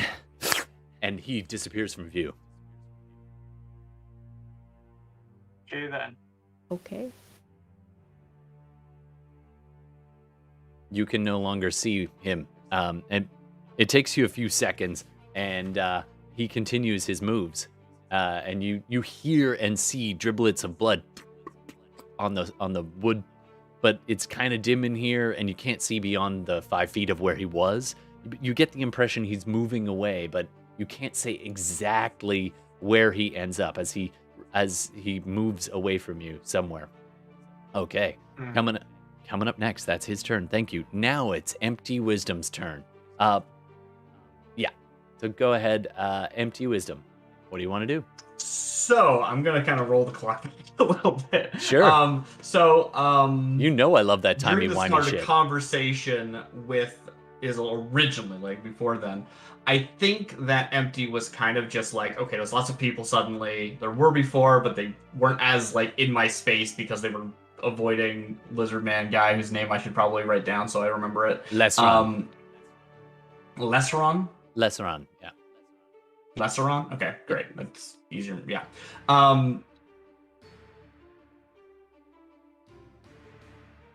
So she was just like, okay, I need to like do some breathing, do some meditation. I think probably Idrin actually like turns to him and is just like, would you meditate with me? I don't know whether it does or not, but maybe. So she's like started going into some meditation, just like some like deep breathing exercises. And then all of that happened, right? Nice. Polymorph, stab, crying, paladin chanting like everyone stop, and she just screams like, I'm not gonna do it because that's not good for anybody here. But your neighbors call the police. The game grinds to a halt.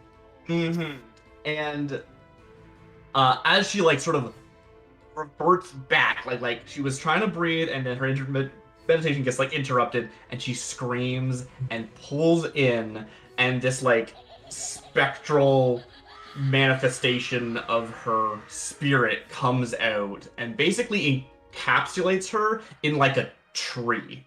Like branches appear coming out from her shoulders. This like weaving of branches goes in front of her face that just like covers it.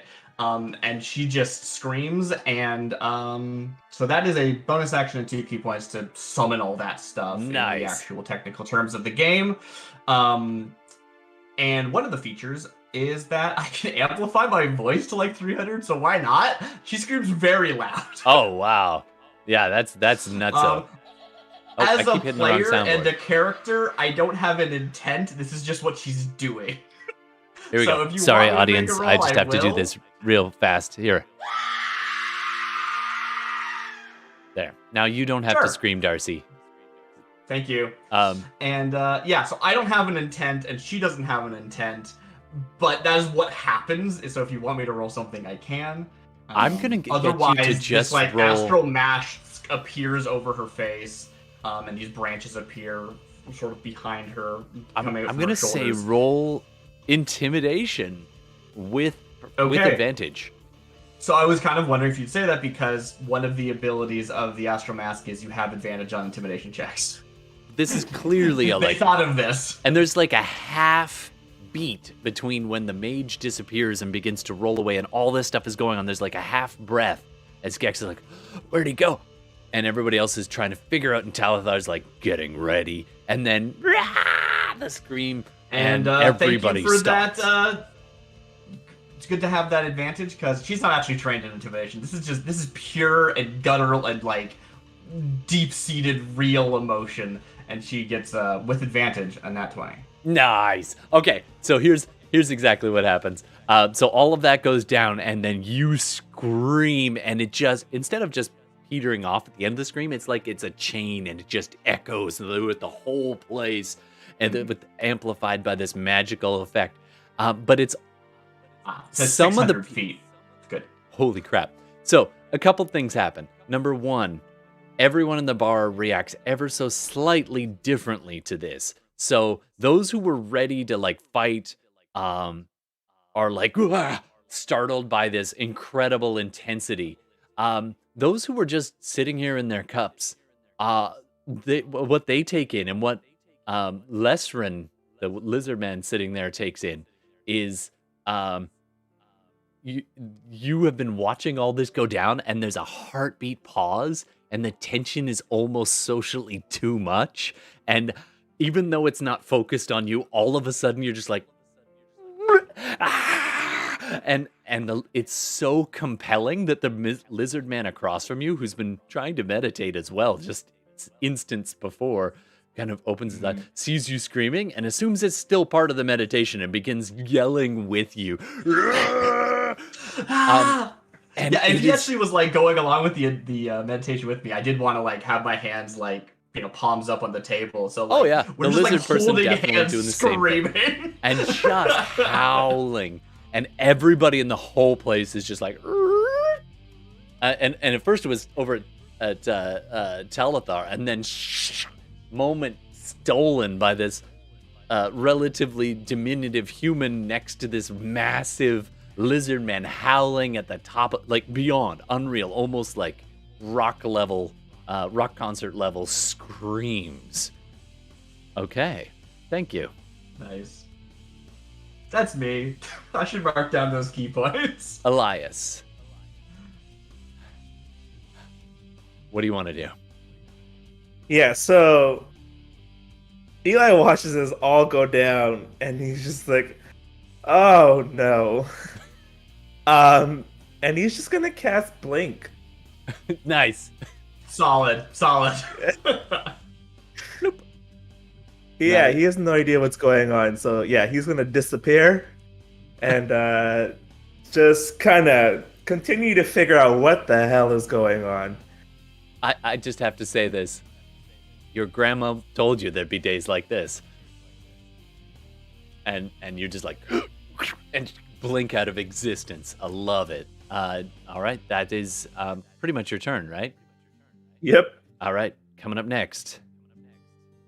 A couple things. It's set up one way on the dice, but outside the inn, it's a beautiful evening. On the ocean, it is calm. You can smell the salt in the sea. There's a nice breeze blowing. Still a little ways off from the turn towards winter. It's like late, mid-autumn, let's say, but it's still warm. It's that perfect late autumn day. The sun is almost set off on the horizon. It is stunningly beautiful on this not tropical island, but semi-temperate island. And the walk up from the wharf was relaxing. The outrigger canoe ride was not exactly a lot of fun, but it was certainly not trying. And you've been asking around as you go, and it is not hard. You know who you're looking for. And it's easy to track a Goliath and a lizard man. And so you get descriptions of various people you stop along the way. And they point you towards, oh yeah, I saw them go. They went down to the inn over there. Hilda. It's a beautiful evening. And you walk up, there's a patio. You're like, yes, a patio. It's still patio weather. And It's patio season. for half a heartbeat, you see one door open, and it's like somebody started to come out and then changed their mind. They open the door, then nothing, and then it closes again. And you're like, that's weird. But whatever. And there's people on the patio drinking, and you walk up to the main entrance, and you see these two dudes standing near there. You're like, yeah, that's a lot of security for a little town's inn. But, you know, the two dudes with crossbows at the front door, kind of keeping an eye on things. But they're currently kind of looking off down, and you kind of walk right near them, and you walk kind of between them, and you open the door to the inn, ready to meet up with your friends and greet adventures, and then you hear, "Everyone settle down! I'll get you!" And then that blood-curdling scream. And you are standing in the entryway to the inn. I will need a name for this inn, folks. Internet, you're welcome to name our inn. Players, you're welcome to name our inn. Hilda, what do you want to do? Yeah, I definitely feel like that riff of, some community where he brings in the pizzas and everything's on fire. Yes! Yes! Actually, Cannon, you're bringing something. I'm bringing I'm bringing hot pies, apparently. You stopped off at the market. The guy you chatted with was a pie Yep. salesman. He was real nice. You bought a bunch of pie. You're feeling kind of flush with all your dragon money. I was like, if I'm gonna find my friends, the gang, I want to give them a hot pie each. I know it was trying on their difficult journey. Yeah, And as I and the next thing opened you the- know, it's just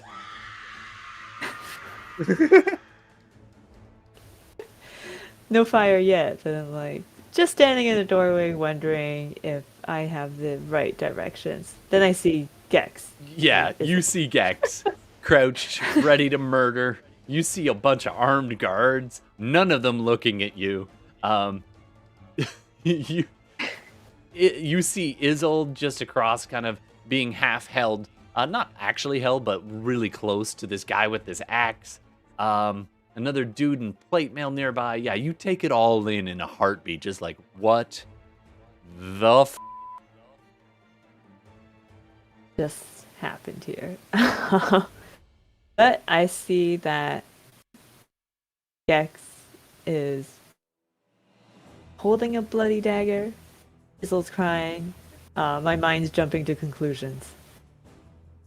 Who's hurting my adventuring companions? Nice. In fact, I'm going to say you actually say that out loud. I say that out loud. Yeah. Who's hurting? What's my adventuring companions? Nice. All right. And do you hold on to the pies or do they hit the ground? Oh man, I spent a fair bit of money on these pies. But I guess in my thoughts, I am going to ready my hands on my weapon, so in the instance I kind of like let go of the pies and the pies fall. Of course. So the pies hit the ground. They smell so good. Maybe it's okay, 5-second rule, but you grab your weapons and ready to rock. You're not really sure. It's a pretty crowded place. You're not really sure who might be friend or who might be foe. Well, you know who your friends are, but that's about it. I'm gonna say you used only about 5 feet of your movement as you kind of last little bit came up to the door. This was open the door and all right. So you do have your full movement. Where do you want to go? You go ahead and move yourself if you want to, or stay put. It's your call. I think it might be a good call to stay put, still like block a exit route if there was anybody who wanted to escape justice for harming my adventuring companions. Nice. You're gonna hold the door in case your friends, like they so often do, have to make a run for it.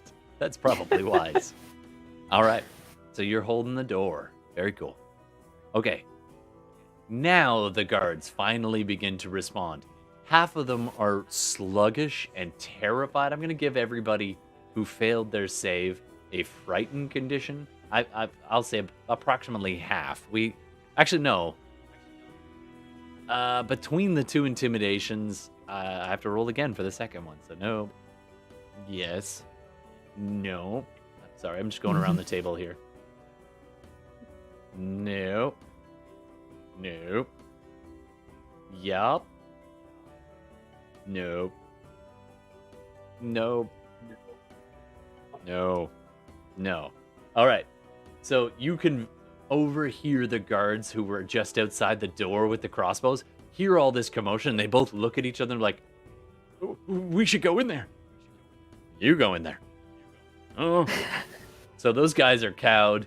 These two who were busy kind of keeping an eye on some of the patrons and kind of marching around, they're just kind of taking it in and getting ready, waiting. They're looking around for Hudrak, and not having Hudrak there, they call out, Ash, what do we do?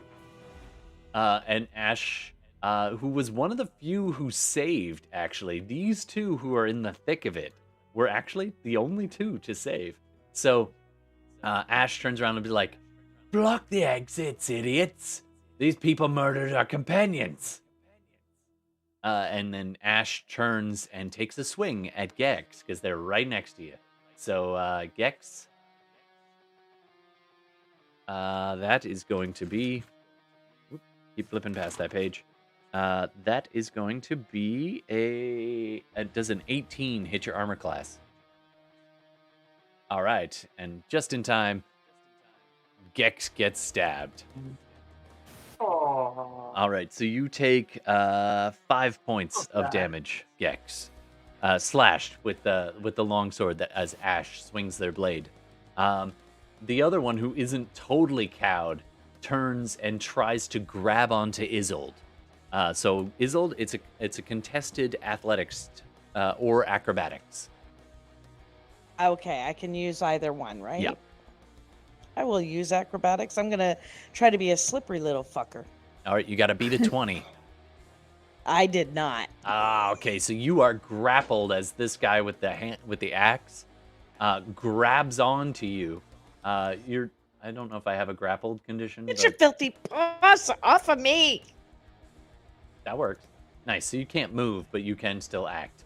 All right. The other one right next to Talthar's steps back away, and kind of turns, and actually, as they're kind of take a look at Talithar, and the blade lowers still, and they kind of take it in. Talithar, are you wearing anything that is obviously on your person a symbol of your allegiance to the Mage Towers? Yup. Oh, right. You had a crest of some kind, right? Yeah, I had a crest, but if people like a look badge. closely at like a badge. Yeah. If people look closely at the armor too, like they'll know it's kind of more along the lines of the Mage Tower. Like he's not that subtle about it. Fair enough. That's subtle as a paladin can be. Exactly. Oh, sick burn on paladins. So take that, paladin. Oh, we've got two of them here. All right. But yes, the one who's right next to you, who said yes, sir, and lowered their blade when you intimidated them, looked down and saw the crest that you carry. Kind of, it's revealed as your cloak falls away as you reach for your blade or something, and it's kind of like, oh, I know what that is. And all right, so he actually turns around, stands next to you, and goes, "Everyone, calm down. It'll be okay." So he's actually kind of obeying you. Yeah, what's up? Just a quick question. If we're at the top of the round, could we possibly take a wee break? Absolutely. I was thinking this would be coming up on that. Oh, good. That resolves what the guards are doing as they grab onto Isolde. Everybody else is kind of locked in and a bit afraid, and you're all waiting what happens next in this quiet little town of Bernard. Bernard. All right, Internet, we'll be back in a couple of minutes. Everybody, what do we think, 10 minutes or so? All right, grab yourself a beverage of your choosing, and we will return with some more Dungeons & Dragons. And don't forget, we do take suggestions for names for episodes, MVP for the day, and ads, and inn names. We need a name for our inn. So we'll be back in 10 minutes, and we'll see you back here in a few. Thanks.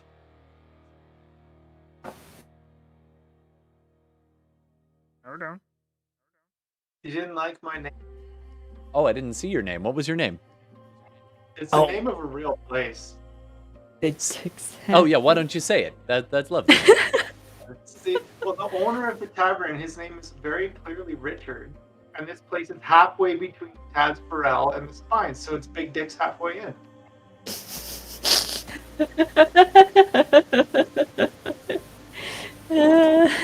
And that's canon. All right, we'll be back in 10. All right, all bulges aside, Wow. we are back have on the crossed internet. into some serious territory, folks. Yeah, this is now on the internet. In full disclosure, we're discussing bulges and snakes, but not like that. No. Anyway, what? It's a legitimate conversation. All right, so we are back. And at this moment, something happens just at the bottom of the round. This voice calls out, "Hey! This kind of behavior doesn't fly at Big Dick's halfway in. Take your arguments outside, please."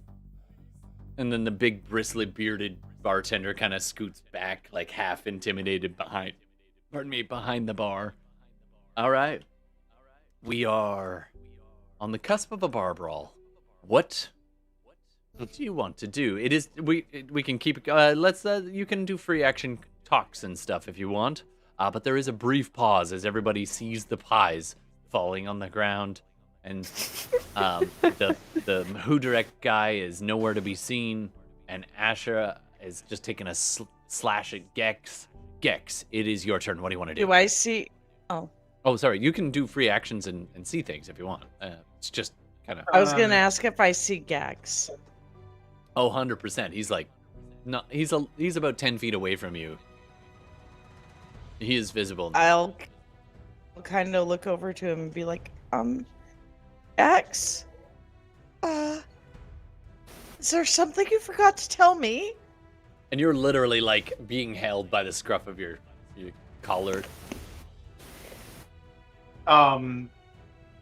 It's not that I forgot. I'll say this in the middle of doing what I'm gonna do next. Like, Okay. but you know, I was a little preoccupied. Who slashed me? Ashra, who is right next to you on the map there. You should be able to see the names, I think. No, Really? Oh, weird. I don't.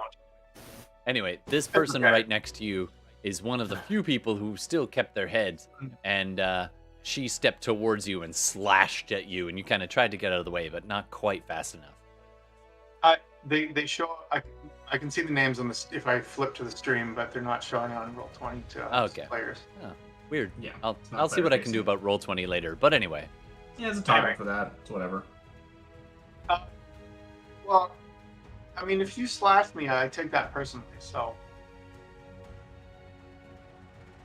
I'm going to do a little rapier stabbing. All right. You draw your blade. I mean, let's rephrase that. I'm going to stab him with my rapier. All right. Go ahead and make your roll. And while you are stabinating with your rapier, what are you saying to Isolde there? I'll be like, well, that's a good roll. He's 26. Whew, that hits. Well, yeah, I would have told you, but I was busy trying to deal with this magey bastard. Hmm. What's the damage on that? Unfortunately, I don't think unless you have something to give you advantage, I don't think you can apply sneak attack. I have an ally. Not within 5 feet. Not within 5 feet, unfortunately. What's 5 feet? Yeah, she'd have to be right next to them. And she's 10 feet away, but she's not 5 feet away, so. Unfortunately. Actually, But do you anyway, have the that's fine. rogue thing where you can stay still for a turn? Is it a whole turn?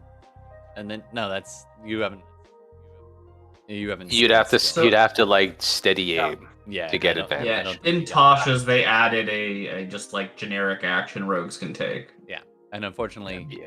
you can't do that and stab this round, but you could queue it up for No, next you time. can. It's a bonus action. Yeah, Oh. it's To get busted. advantage. They just were like, what if rogues just didn't have to try? I was like, okay, that's a choice you made, Tasha.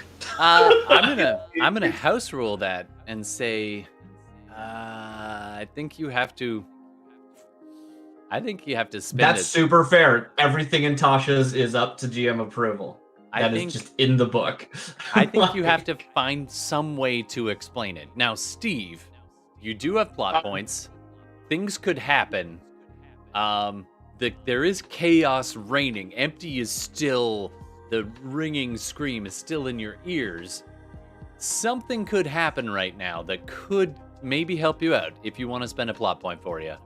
What do you think, Steve? But you got to spend the plot point. It's not for free. Well, I don't have any idea off the top of my head, but the idea of, spending a plot point for things to be good sounds nice. I mean, oh man. All right, well, I'll give you a few seconds to think about what you think could happen in this particular arrangement that might allow you to get advantage. It doesn't have to be super mechanical. It could be anything. All right. In fact, we'll circle back to you for a second.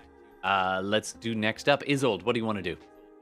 The guy has a good grip on you, and you're kind of hanging there watching Gex try to explain things. I am going to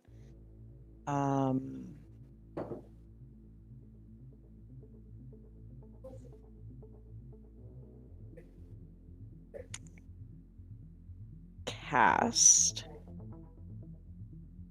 I think, Okay. Charm Person. Nice. All right. Who do you want to target with your charm person? There's Now, I just want to make sure I can do that because it's vocal and somatic. Yep, that's totally Am fine. I still allowed to? Yep, I'm you can allowed cast. to You're do just the not allowed to somatic? move. He's not going to let you walk away, but you can still have actions. So I'm going to say there's within immediate sight, you've got the guy who's grabbing you with the battle axe. Oh yeah. You've got Ashra, yeah. who's trying to stab Steve there. Gex. No. There's also this big paladin dude, like in plate mail, who's like, settle down. He looks like he's pretty commanding presence just behind. His armor isn't quite the same as the others, but I don't know if you know he's with them or not. And this, almost confirming it, there's another guy right next to him nodding and being like, yeah, everyone. Hold on, there's a misunderstanding. And that's this Urian guy. So I'm casting it on the guy who's holding me. Almost in like a Jedi fashion. This is not the, blood hunter you are looking for. Of course. Basically, drop me. Like, let me go. Absolutely. All right. For a moment, though, I almost want to... Am I allowed to do plot points? I'm a DM. You are. Yes. All right. I'll tell you what. Bella, do a roll for me. D20. We're going to let the dice decide. Okay. You're feeling just stressed. so you know, it's a D16. Okay. 16. DC 16. Okay. Oh, you're going to win this. I rolled a 2. Never mind. just by a little bit. It's a by race a hair. to the bottom, folks. The winning number is a 6. For those listening to the podcast later, Isolde wins. You get your will. I'm sorry, I would never take your decisions from you, but it would have been convenient if Talithar got charmed by you. I'm just saying, pull the party together. That's bad. That's a way of making somebody mad afterwards. That's true. So the big axe Wisdom guy, 16. Wisdom 16 save. Yep. Ladies and gentlemen, that's another 2. Mm-hmm. So his grip on you immediately slackens. He'd been slowly reeling you in and like getting into a kind of grip, like not just like walk away, but like a chokehold almost. And his arms just kind of go slack, and he meets your eyes, and there's this moment of recognition. He's like, "Oh, I'm sorry. It's okay. It's Don't who worry just told about me it. that he needed to talk to you, and he said you murdered all my old captain. I'm sorry." No. Well, he's just a silly man. But you know what? It's okay. Don't worry about it. I'm just going to go right over here, and you just go about your business. Okay? Bye-bye. Okay. And I'm getting out of there. Sure. You start to walk away. Technically, Talithar, you have an opportunity attack if you want it. Just saying. No, I'm not gonna. Okay. So, Isolde walks. Where are you headed? You see Hilda, too. She's right at the entrance. You see everybody. Which way do you want to go? Out of the inn? Up to the stairs? Over to the table? Where do you want to be? I feel like I would... Where's Gex located? Like in this... He's 10 feet right in front of you right there. But he's engaged in combat. That person is swinging a sword at him, and he's swinging his rapier back. Isolde is How much damage was that, by the way, Steve? think... Because that was a hit. That I did? Yeah. Oh, I didn't even roll that. Okay. You were trying to come up with why you should have advantage. Yeah. Whoops. Because of my striking good looks. I don't know. I mean, Are you gonna plot point And that? you can spend that plot point and just dazzle them. Yeah. Just It's One become of a- those like shots in a cartoon where the like art style changes. there's rose petals. The background is pink. There's harp music suddenly. It's like that scene in Willow. Let's kind of lean back in the bar, pick up a drink. So I'm just going to go right over here to the kind of corner. I think I'm safe there. Safe? Like, Yeah, well, there are two big guards like right next to you almost. So if you want a clear path, it's further towards the door, kind of right about here. Probably about as far as you can get. Yeah, okay. I'm gonna go there. So that's. So you press past, kind of behind Gex there, just squeezing through, as he reaches behind the bar and grabs a drink. And I don't always battle, but when I do, it's with advantage. So plot point.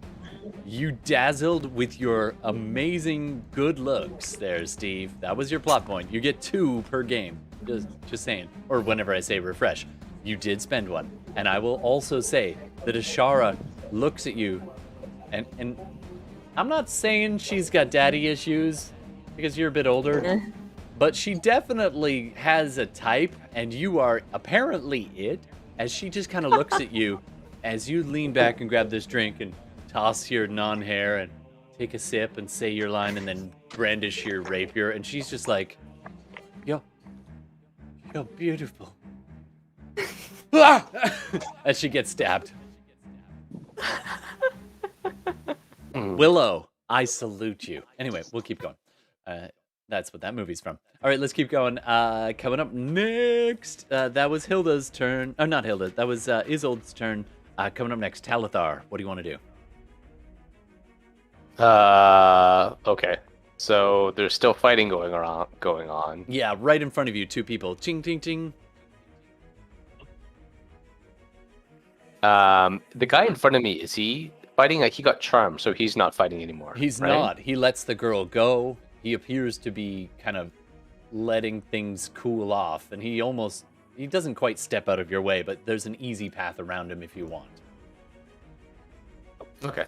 So I'm just kind of like, I'll step in, and is anyone else in the area acting aggressively, or is it just Gex and Ash? Currently, it's just Gex and Ash, although these 2, way over on the far side at this table, oh, I love the art, Darcy, thank you.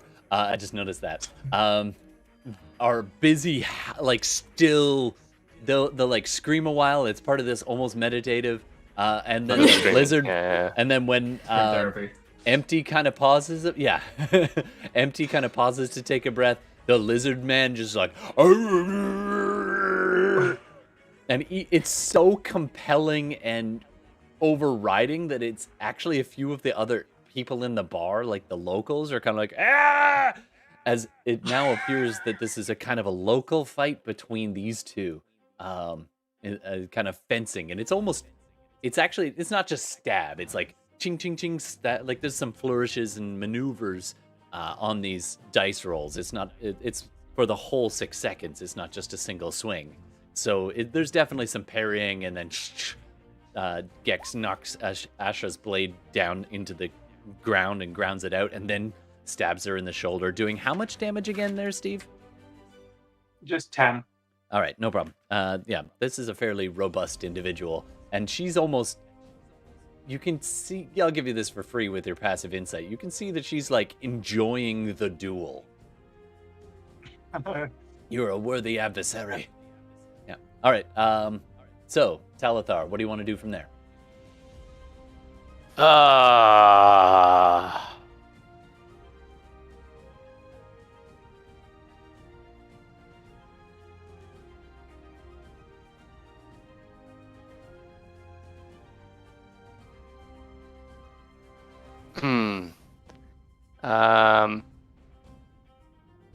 You look around, there's no sign of Hudrick. He's disappeared. Yeah, I kind of want them to stop, though. To stop fighting. All right, you could try to get in the way. You could try to disarm. You could try again to command them.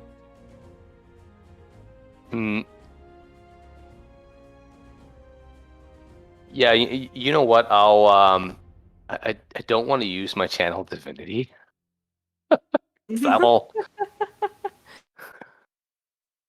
That's kind of an ace in the hole, but I'll tell them. I'll call out to them again, like this time a little bit more insistent, angry, to stand down, to stop fighting. Like,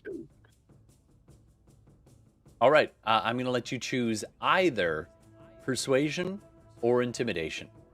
In this case, I'll go persuasion. Same roll, but Nice. that, yeah. So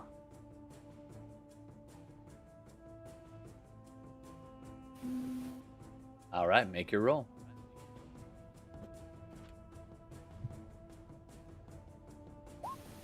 $26. Whoa. Okay, so let this be a lesson for everybody. I wasn't kidding when I said that Gordon can make his own 19s on the regular. Like, that is... Anyway. All right, so 26.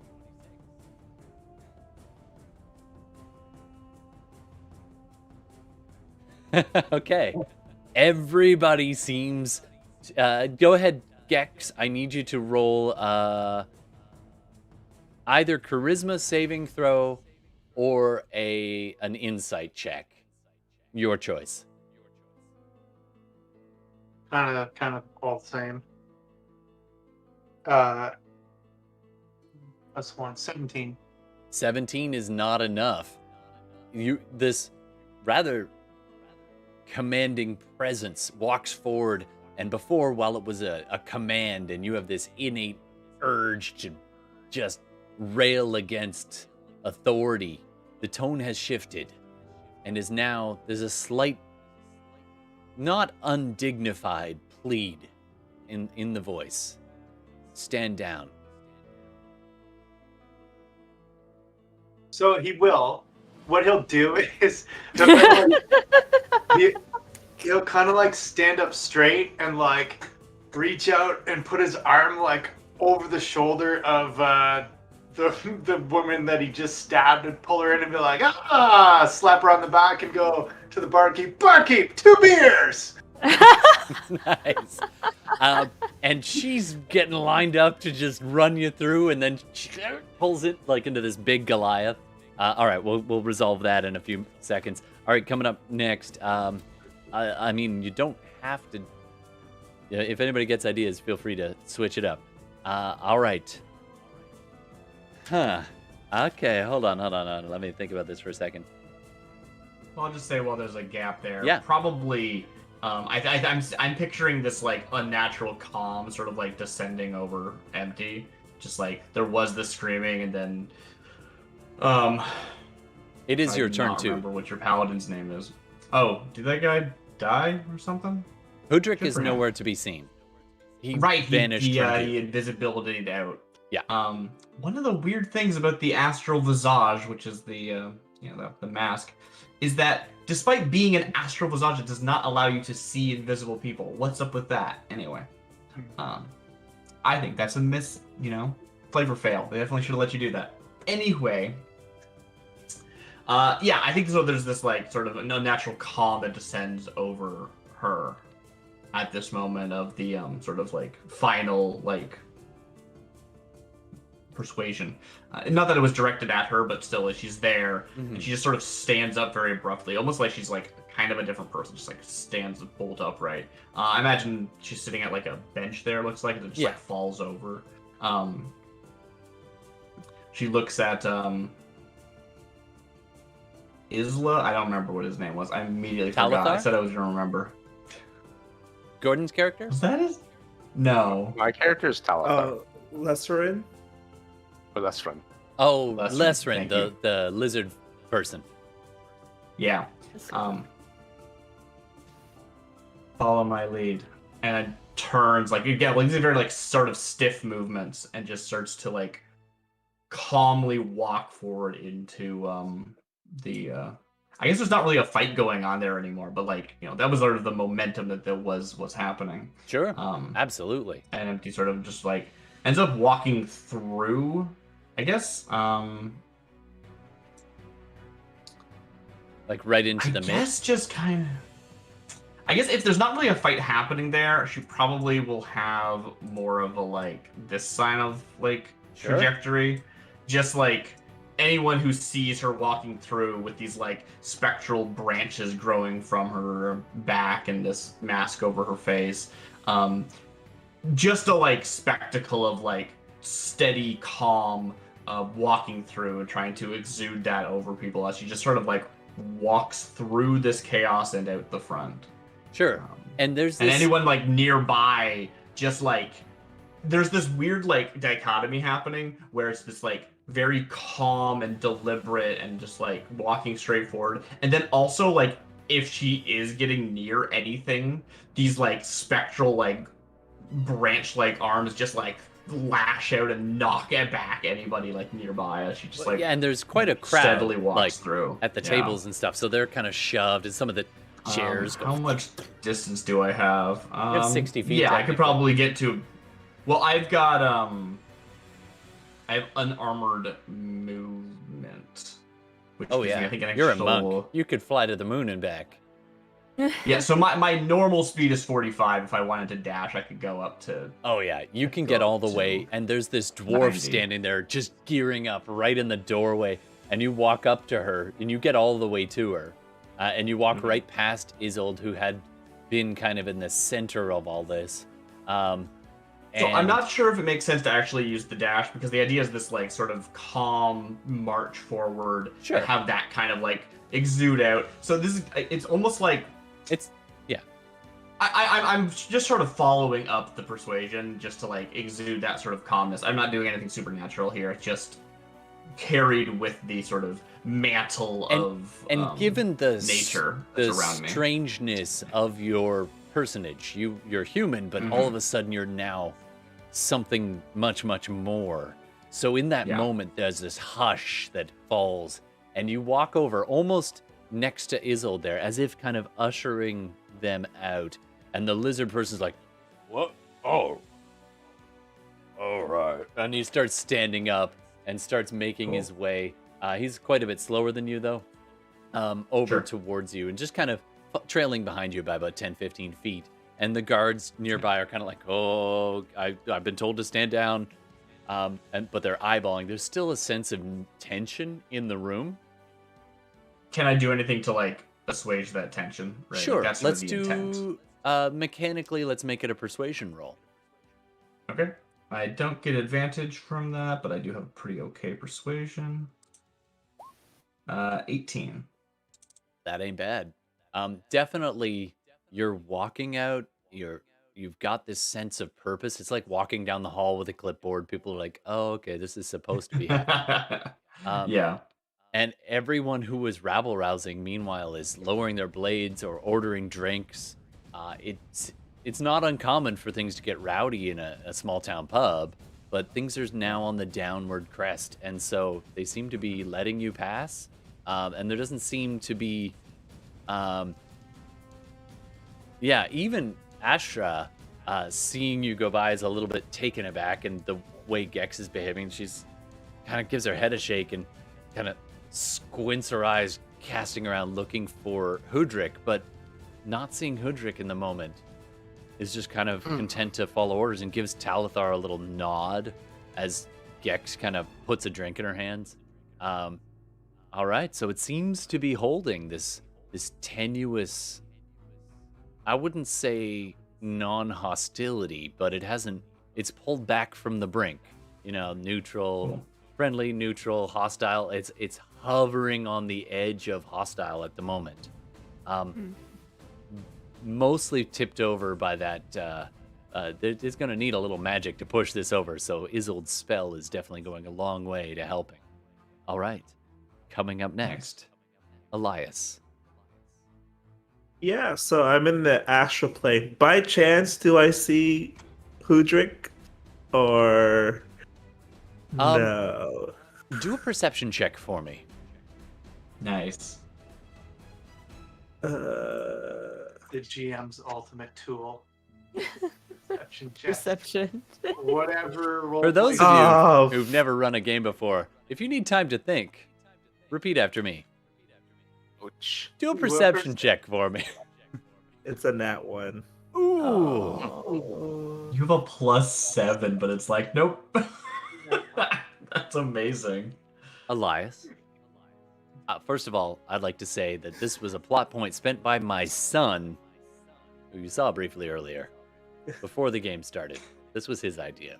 I wasn't sure where it was going to work in. But you, sir, you get this.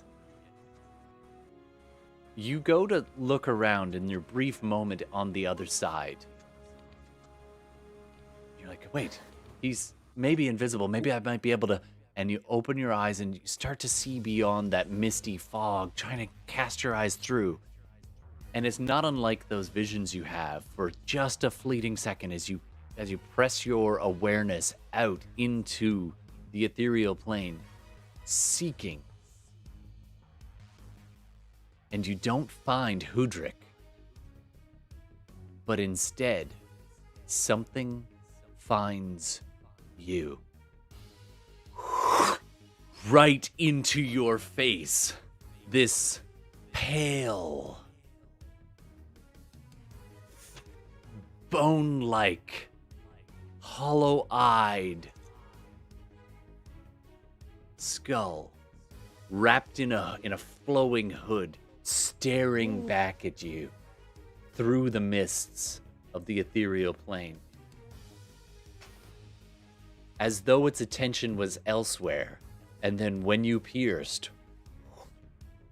snaps into focus and meets your gaze. I need you to do a wisdom saving throw. You gotta be kidding me. Oh no. It's Oh destined. no. Oh my god. Oh boy. Oh no. Oh boy. You got a great bonus to those skills, though. Is- Welcome to the game, Brandon. Yeah. Isolde, you're the nearest one. Somehow, by magic, by confusion, by chaos monkey, by pure dumb luck, you managed to be walking towards a friend that you weren't sure you'd ever see again, towards the exit, and they're letting you go. And everything seems to be working, and you don't know what the... And you cast your eyes over at this mage, and you saw them cast a spell. Maybe they were helping you. It's hard to tell. It was really freaking chaotic. And you see them just collapse onto the ground, not moving. Their eyes roll back in their head. You hear this sickening sound as this person who looked like maybe they were trying to help you before, amongst the crowd of curious onlookers and drinkers who are like, I think, he just drops like a sack of potatoes. What do you want to do? You're the closest one. You're Shit about, my pants. you're kind of far away. 5, 10, 15, 20, 25, 30. I'm just... You're about 40 feet away. What do you want to do? I just look and I'm like, shit. He looks dead to me. Oh my god.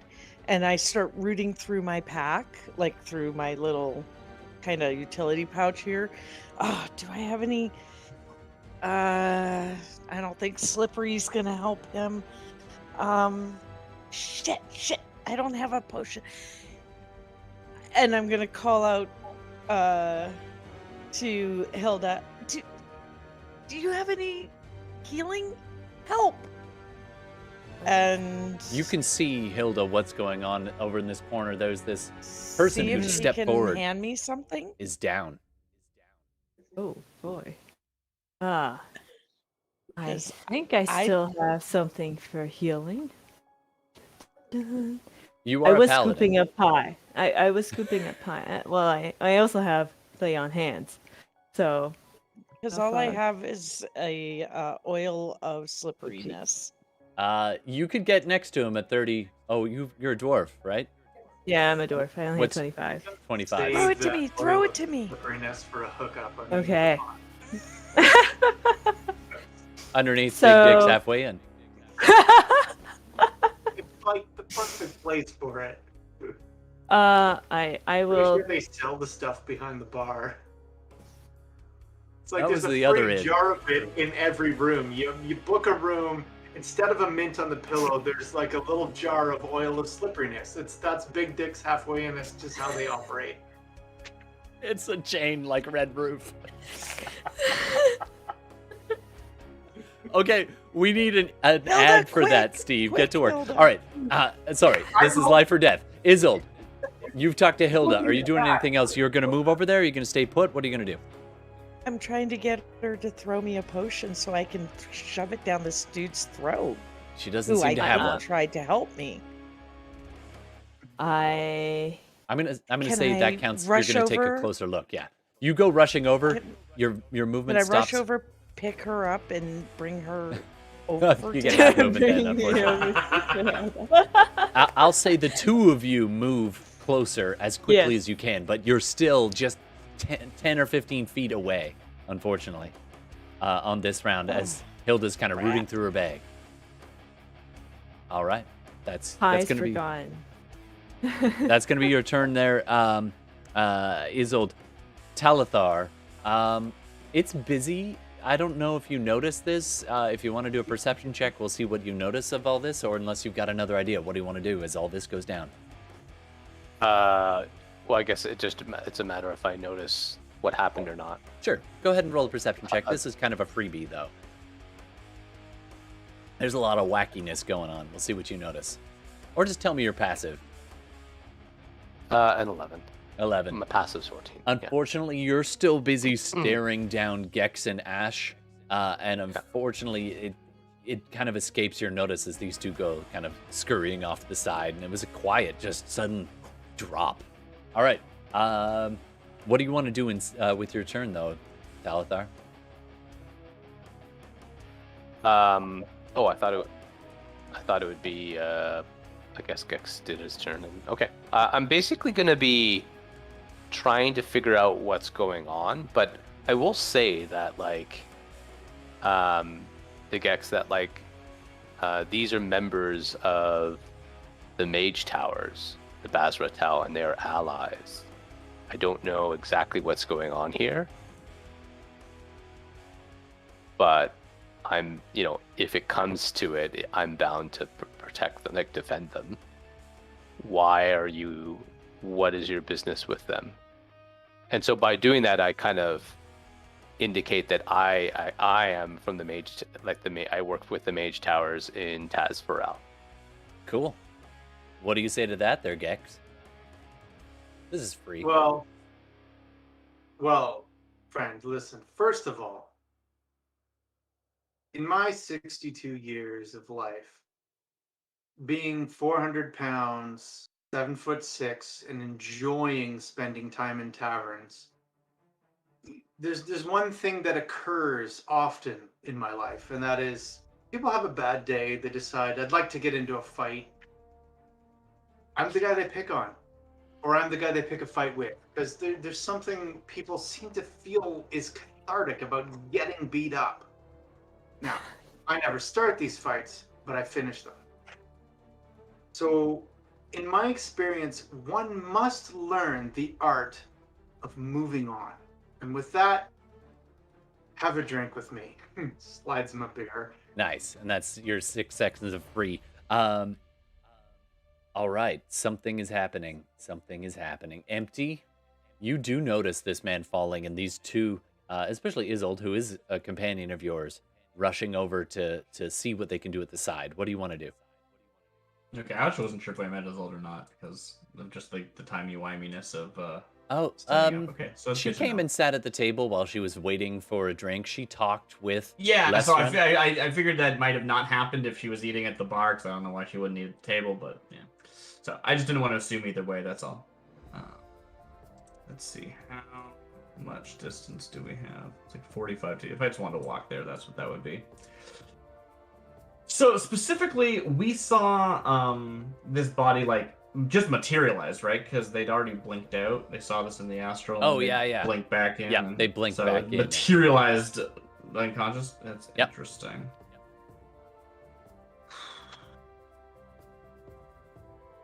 It's so weird to me that I can't see astrally. This ability is literally called astral sight, and it just gives me dark vision. What the heck? You know what? I'm gonna house rule that. You can see. No, you don't have to. It's a high level spell. Nah. I will give you a chance to see. So go ahead and roll. Okay. And I'll tell you what you will notice Actually, based on your okay.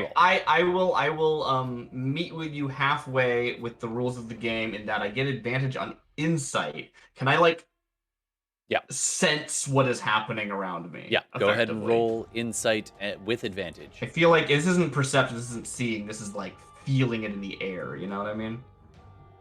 So I have advantage on this because of my astral vision. I get a 25.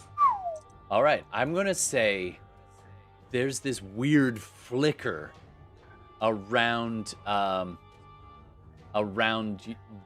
where this man just fell. Like you get this impression he's not here for long, and there's something weird going on, and you get this foreboding sense, like all of a sudden the temperature in the room drops, and you're just like, wait, that's what is happening. And you look towards him, and for the briefest of flickering seconds, you see this hooded figure standing over him, looking down at this collapsed young man. And then you don't blink. It just disappears again. There's something strange and supernatural going on. Interesting. Okay. So if I continue marching, but I divert my course this way, I don't really have anywhere I can stand. So I know, and you know, that this is like an astral thing that I can't really interact with. But can I approach where I felt this presence and try to reach out with these spectral branches? Those shoving branches? Yeah. Yeah, I believe they give me extra, like, basically they give me like an extra 10. They increase my reach to 10 instead of being 5, and stuff like that, so I can like lash past somebody if I need to. And I fully expect to not hit anything as a player, but as a character, I think that makes sense. You're gonna go into the area and kind of make sure it's clear. Go ahead and yeah, I'm just gonna like roll. These like branch-like arms, spectral energy lashes forward, sort of grasping at where I believe they would be, as if I could like grab onto their spirit and hold them here. I can't do that, but that's what I'm gonna like sort of try and do, right? That's what and again, all of this is like this unnatural calm that has descended over this previously naive, kind of panicked kid. I'm gonna say, not a kid. What's your movement rate? You said 40? It's 45. Oh, 45. Okay, so you can get right to there. So you get a little past the others. You're still 5 feet away from the crumpled body that seems to be like, it looks like his leg is translucent for a second, and then his arm, it's this weird, like, Traveler from Star Trek type thing happening. And then you look up and you can't see it, but you're just like in that direction. Right. I reach out where I feel it to be. Yeah, totally. Make an attack roll, please. Okay. So using the spectral arms, my attack rolls use my wisdom instead of my I was dexterity. going to say you should use wisdom instead of dex. So I made a magic punch is what this one's called. Okay. I got a 20. Damn. That's going to hit. Go ahead and apply damage. You're just lashing out. You're like following pure instinct, and it makes contact. So that's 7 force damage. All right. 2 things happen. Okay. 1, this thing, which is not used to ever being hit, sure, just or seen for that matter, suddenly have you ghost punch him. Yeah. Or it, I should say. Yeah. And you see the hooded figure's face, like head, turn. You can't see the eyes, you can't see the face or anything, but in this large enveloped hood spins towards you. And then the vision kind of blurs again and fades. You have its attention. Okay. And in doing so, okay, go ahead. It is now Elias's turn. Elias, I need you to roll a death saving throw. Oh, okay. Well, oh no. Don't worry, we got you. We got That you. is a fail. Oh no. I was gonna say, was there an opportunity for me to flurry of blows and keep attacking this thing once I felt it connect? Sure. Or is it like... Go ahead. This is all still okay. timey-wimey. Go for it. So, that's a key point. I get to make 2 extra attacks. That's a 24. That hits. That's a 23. That also hits. So 10 damage and 11 damage. All of that's Wow. force damage. Fucking monks, man. That's amazing. Just, just like, basically like clawing with these like spectral branches. That Yeah. are just affixed to my back. Like I'm standing stock still and just like very calm, like just unnervingly calm movements in the actual body. It's but then almost these like you're just spectral moving arms through over a the back. kata. Yeah. Yeah. Mhm. Right. I love it. Yeah. All right. You are hitting something, and it is well aware of you, and it is not a happy being. I'm gonna say. Go yourself.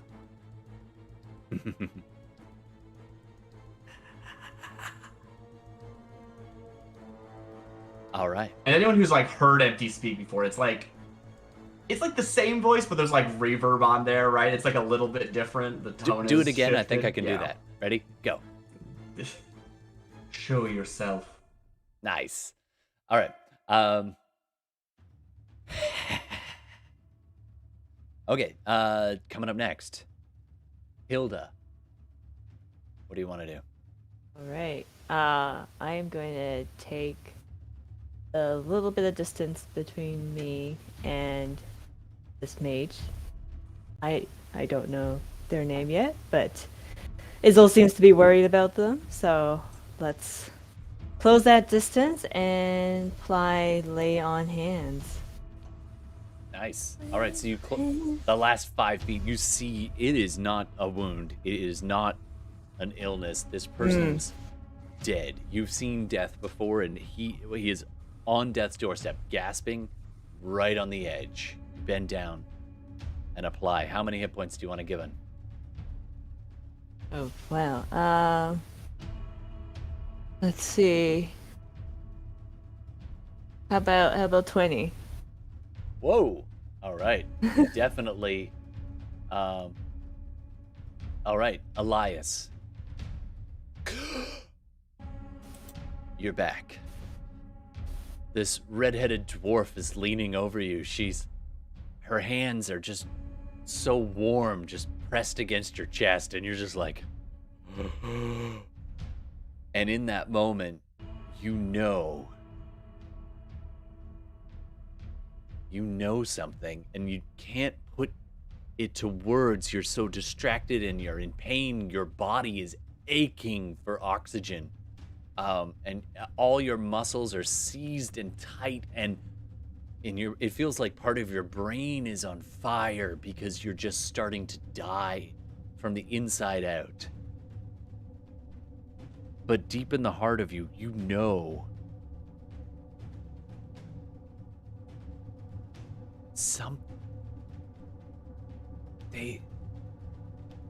someone has turned him.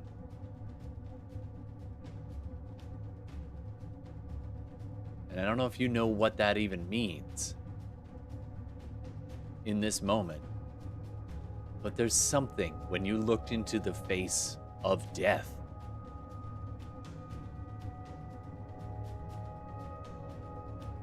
I need you, Elias, to do a quick perception check. Retroactive perception check. Christ. Maybe not a 1 this time. Just, I mean, if you want to. Thank you. 23. 23. Your mind quickly flashes back to like replay the last few seconds of your life on the ethereal plane. You went looking, and something found you, and that thing was hostile and dangerous. It's not supposed to be. It's not normally. It follows the rules.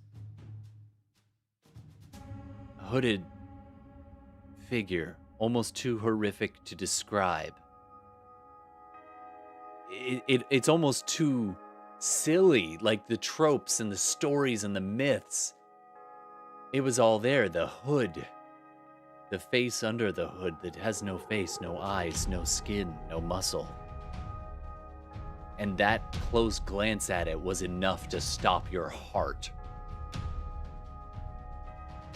The bony fingers in the hooded long sleeves. In one hand, a long, tall stick with a wicked-looking, over-large, arcing blade stretching out. A scythe. All of the tropes were there. Something stood out. It didn't belong. At its waist, where a belt might be to cinch the cloak closed, on the belt, a small satchel tied, hanging. Gray cloth with red speckles, carrying something about this big. Can't really make out more than that, because that's when you locked eyes with it, and you ceased to be alive in that moment. The next thing you know, red-headed dwarf bringing you back, and a flurry of movement off to your left, barely registering. Okay. I don't know if we're in official combat in this moment, as Empty, whatever it was you made contact with, you sense it withdrawal, but not before this sense of foreboding. Everyone within about 20 feet, I need you to do a wisdom saving throw. Go ahead. Oh. So the people on the far side of the bar who don't know what the hell's going on, Gex, Talithar. So that would include us. Yeah, Isolde and Hilda and Empty and Elias are all doing a wisdom saving throw. Am I doing it? DC 18. Gex, you're... let me take a measure here. Let me failed. just... Oh, you're just outside of the radius. There's a bunch of locals within that radius who are like... Just auto fail. It's 18 is the DC. Yeah, I failed. I got a 16. No. 28. Okay. 28 definitely It was a wisdom passes. save, right? Hilda, 28, yeah. you are totally fine. You sense it. You know that So, something terrifying just just- happened. Just to jump in, Yeah. if they're within the aura of protection of their friendly dwarven paladin, they Oh. get that. They get a or +4. That is Yeah. true. ability. That is true. So a So, +4. Isolde, you actually pass. Yeah, Isolde, you make it to 20. Empty, you have touched this thing. And there's something, even with the bonus, even knowing that this like you're not even sure who they are, but they seem friendly to people who were friendly to you a moment ago. But in that moment, you feel cold, this shivering shudder, and are officially frightened. Yeah, I think what we see is the the astral form around me like flicker and disappear, and I just like fall to the ground. Like Just you. When the astral form is there, she is, calm and at this like just perfectly held together individual. And as that fear breaks through that facade, the astral form dissipates and she just collapses onto her knees. Absolutely. Everyone else in the radius, everyone else within about 40 feet, which is just almost to Gex, but not quite, has this cold shiver pass along you. And if you pass the save, you know something terrifying was incredibly close to you. But it's gone now. And Empty, you're just holding that one you didn't touch it with your hands, but you still feel cold and frightened. And half of the bar just gets up and, terrified as though there's a fire, flees this place. Empty, you don't have to flee, but you cannot move anywhere closer to that corner of the bar. Yeah, I'm just gonna, like, for the sake of, like, depicting what's going on moving forward, she, like, holds herself in and starts to breathe as, like, best she can do. It's, like, stuttered at first, but on my next turn, I'll be using the ability. It's full action, stillness of mind, removes a fear effect. Ooh, nice. But it's next action, so, like, I still am scared now. We're pretty much right? out of combat. We see her, like, close in and begin to, like, make that process, but that will be the next thing. So you can just narrate with that in mind that's coming. No problem. What she's working on. So, that said, yeah, we might want to just hard cut the end of the episode. To be honest. There's one more thing that's going to happen. Just before you do, Elias, I need you to roll a d10 or a d20. Cool. 14. Does that cause you to blink? Yes. Okay. Or I think you can spend an action to drop the spell. Does dying not end the spell? It might. Dying would end. Yeah. Is it concentration? It wasn't technically death. It was knocked unconscious, so... Yeah, but Okay. concentration would break. Yeah.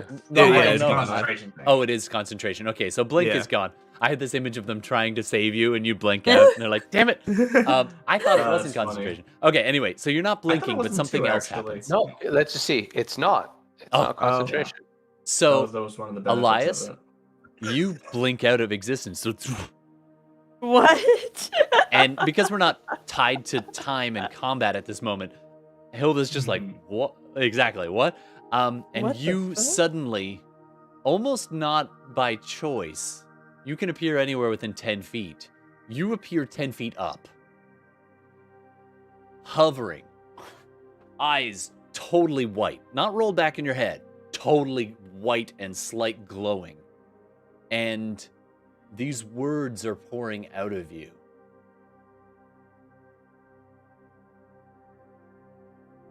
He has been turned, and the world will know nothing but, will know no warmth, no peace, no joy. One by one, all the nightmares will fall upon you.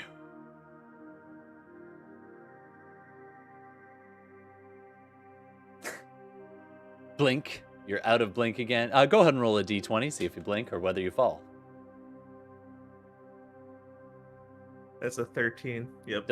That causes a blink? Okay, so you were 10 Yeah. feet up, like, almost, like, held up, and then disappears again, and suddenly you're back on the ground. Where do you want to appear? It's within 10 feet of where you currently are.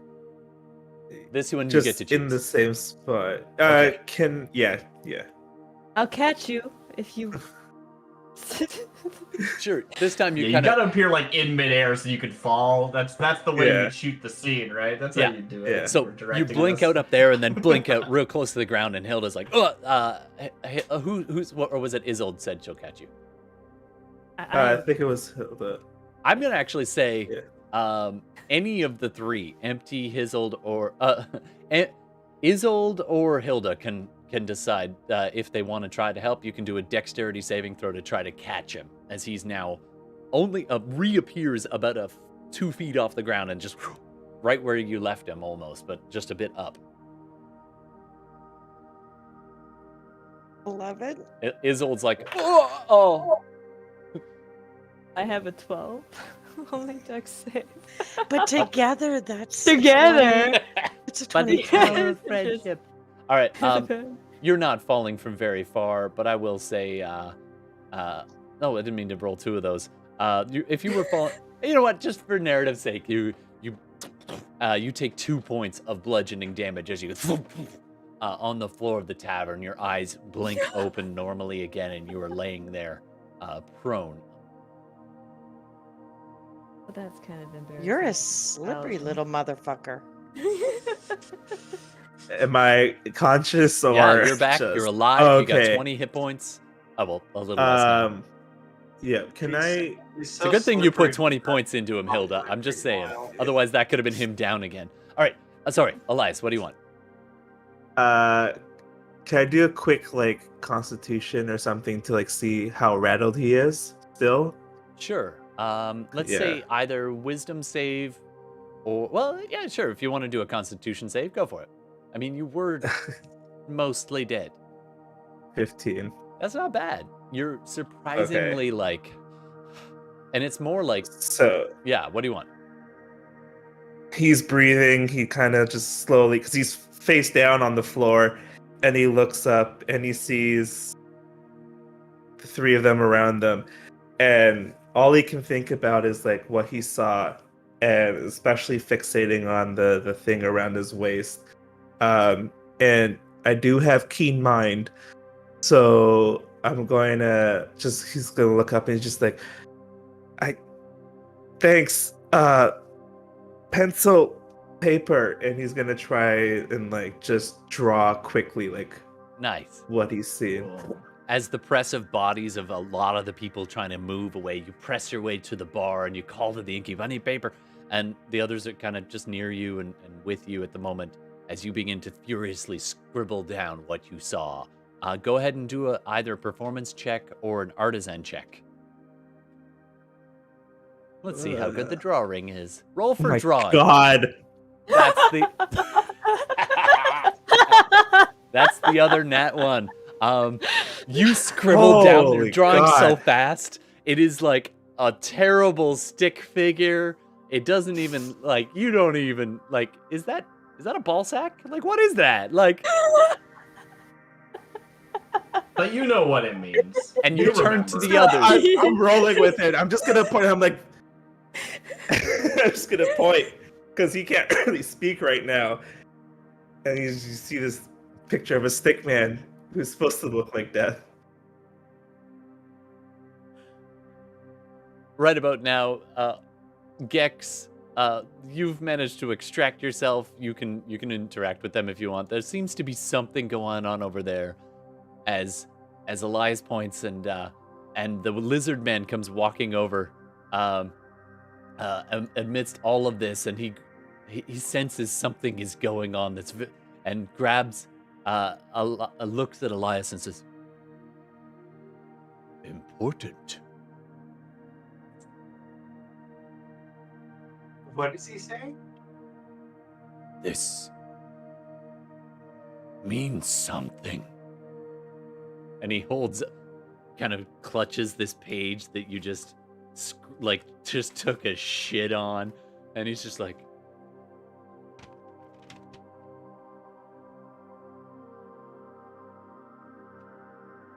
and he takes his hand in the page and he pins it to Elias's chest with the page against your chest, like presses it into you uncomfortably strongly and almost pushes you back against the bar. And he leans in and he's like,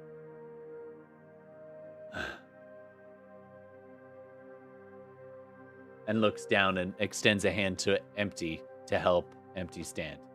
And I love the drawing. We're gonna smash cut on that as the page kind of falls to the floor of the tavern, and you see drawn there this stick figure. Not to this scale. Unless you want to plot point that. Elias, you could draw it to scale. Are you going to be drawing this thing that you saw to scale? No. I mean, it was good 10, 12 feet tall. Like, this was not a small being. I wish, but I'll save it. Just because this is the best he can do in this condition. Fair enough. All right. And with that, we are out of time. I think we're going to smash cut there. Thanks very much, everybody. That was a fun game. Not where I thought it was going to go. I thought it was going to be a good old-fashioned bar brawl. And I see that, Steve. Thank you. So before we go, we do need a name for tonight's episode. Thank you, Internet, for taking part and for watching either live or after the fact.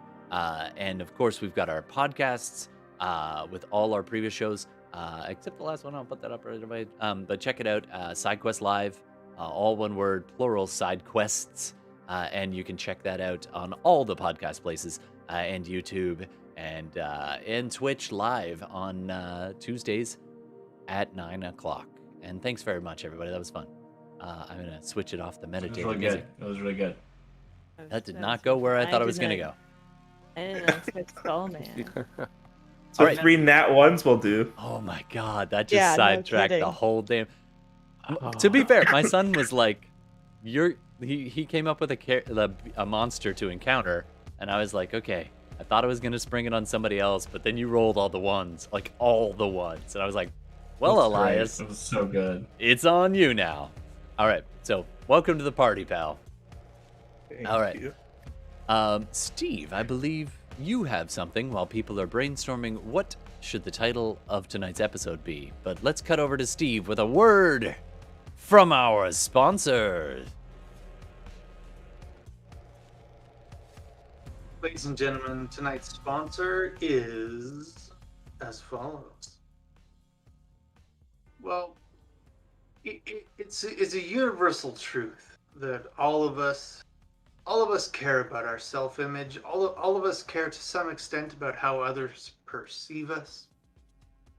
But today, specifically, we'd like to talk about issues, perceptions, appearances downstairs.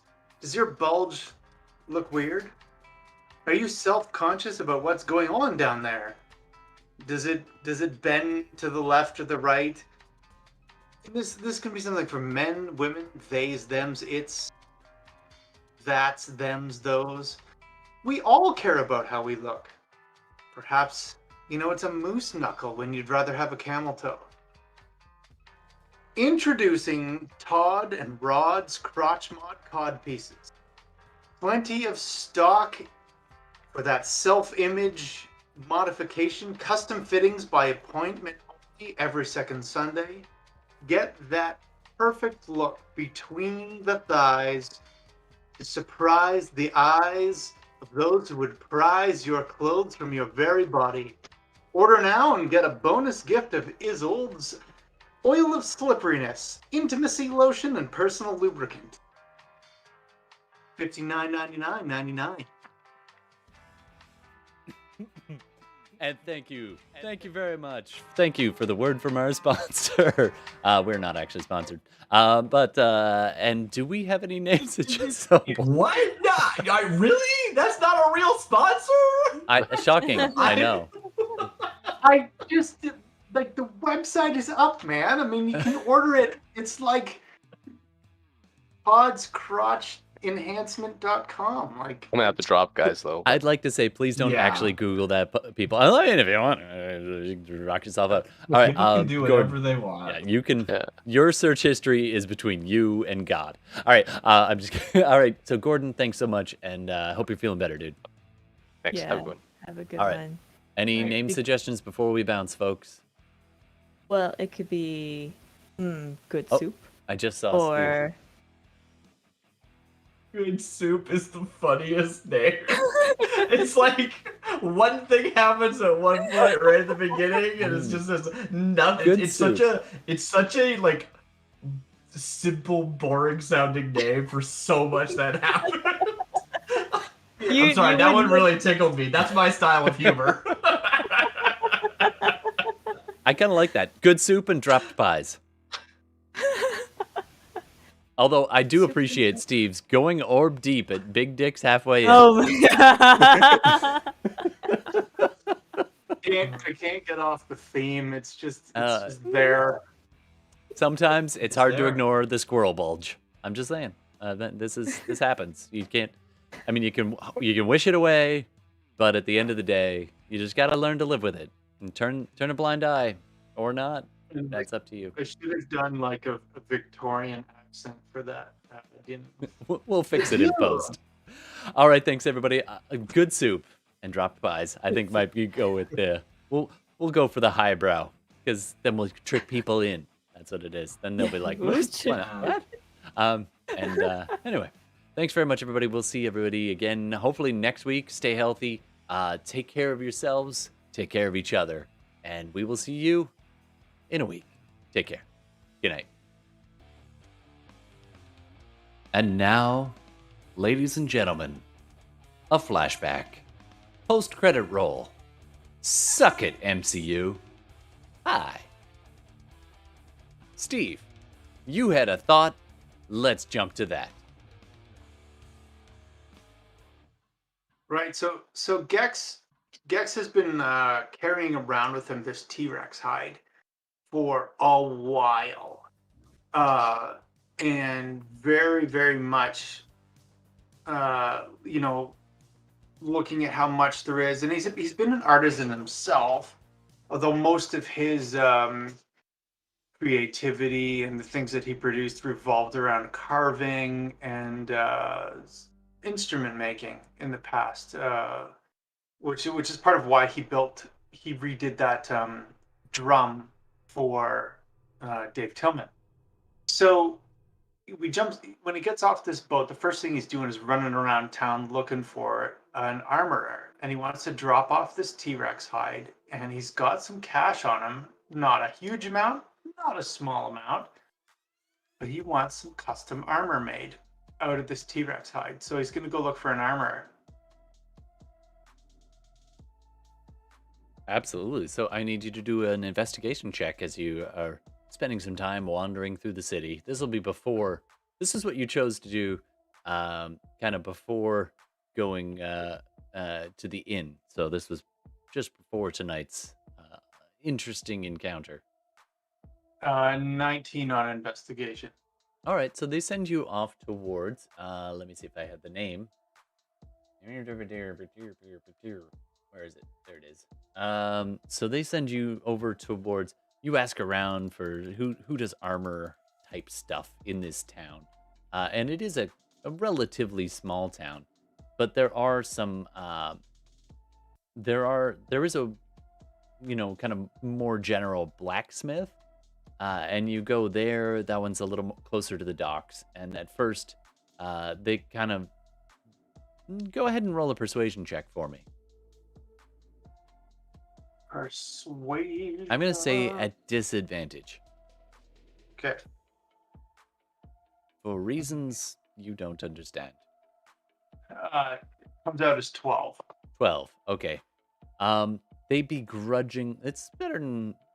I mean, it wasn't too bad, but you can tell they're holding back, and they give you these side looks. You've gotten these looks even back in a busier town where Goliaths don't stand out as much. You can tell they picture you as a seedy. They're watching you like a convenience store clerk watches a bunch of unruly teenagers, and just like watching your hands, and like just keeping a real suspicious eye on you. And eventually they're like, "Yeah, we don't do that here. You can take your business someplace else. But you go ask over at Nedrick's shop." I appreciate your forthrightness and honesty. Yeah, get out. Bye.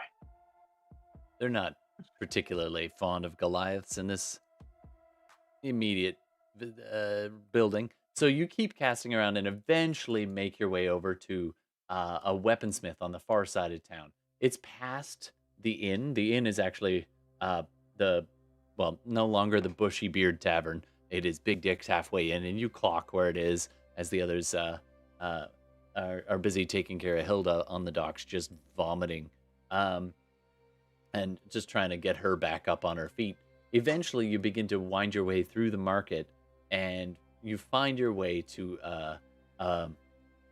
I mean, all the cameras are going to be messed up, but you find your way to where it's called number 9, and it is a weaponsmith, and it's Nedrick's Armor and Weapons, just at the end of the market there. Bonus shopping episode. All right, so what do you walk in? You hear all the the clanging, the acrid smell of the various smelting chemicals going on.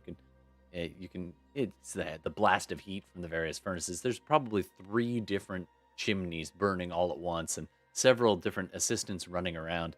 And at one point, you walk up to the countertop, and you're looking around and you don't see anybody other. You see the assistants; they're not paying you any mind. Do a perception check for me. 19. You're almost. I mean, you're tall. You're often looking down on people, but this time you have to look like extra down on over the counter, and you see the top of this little head, a little cap, a little knitted.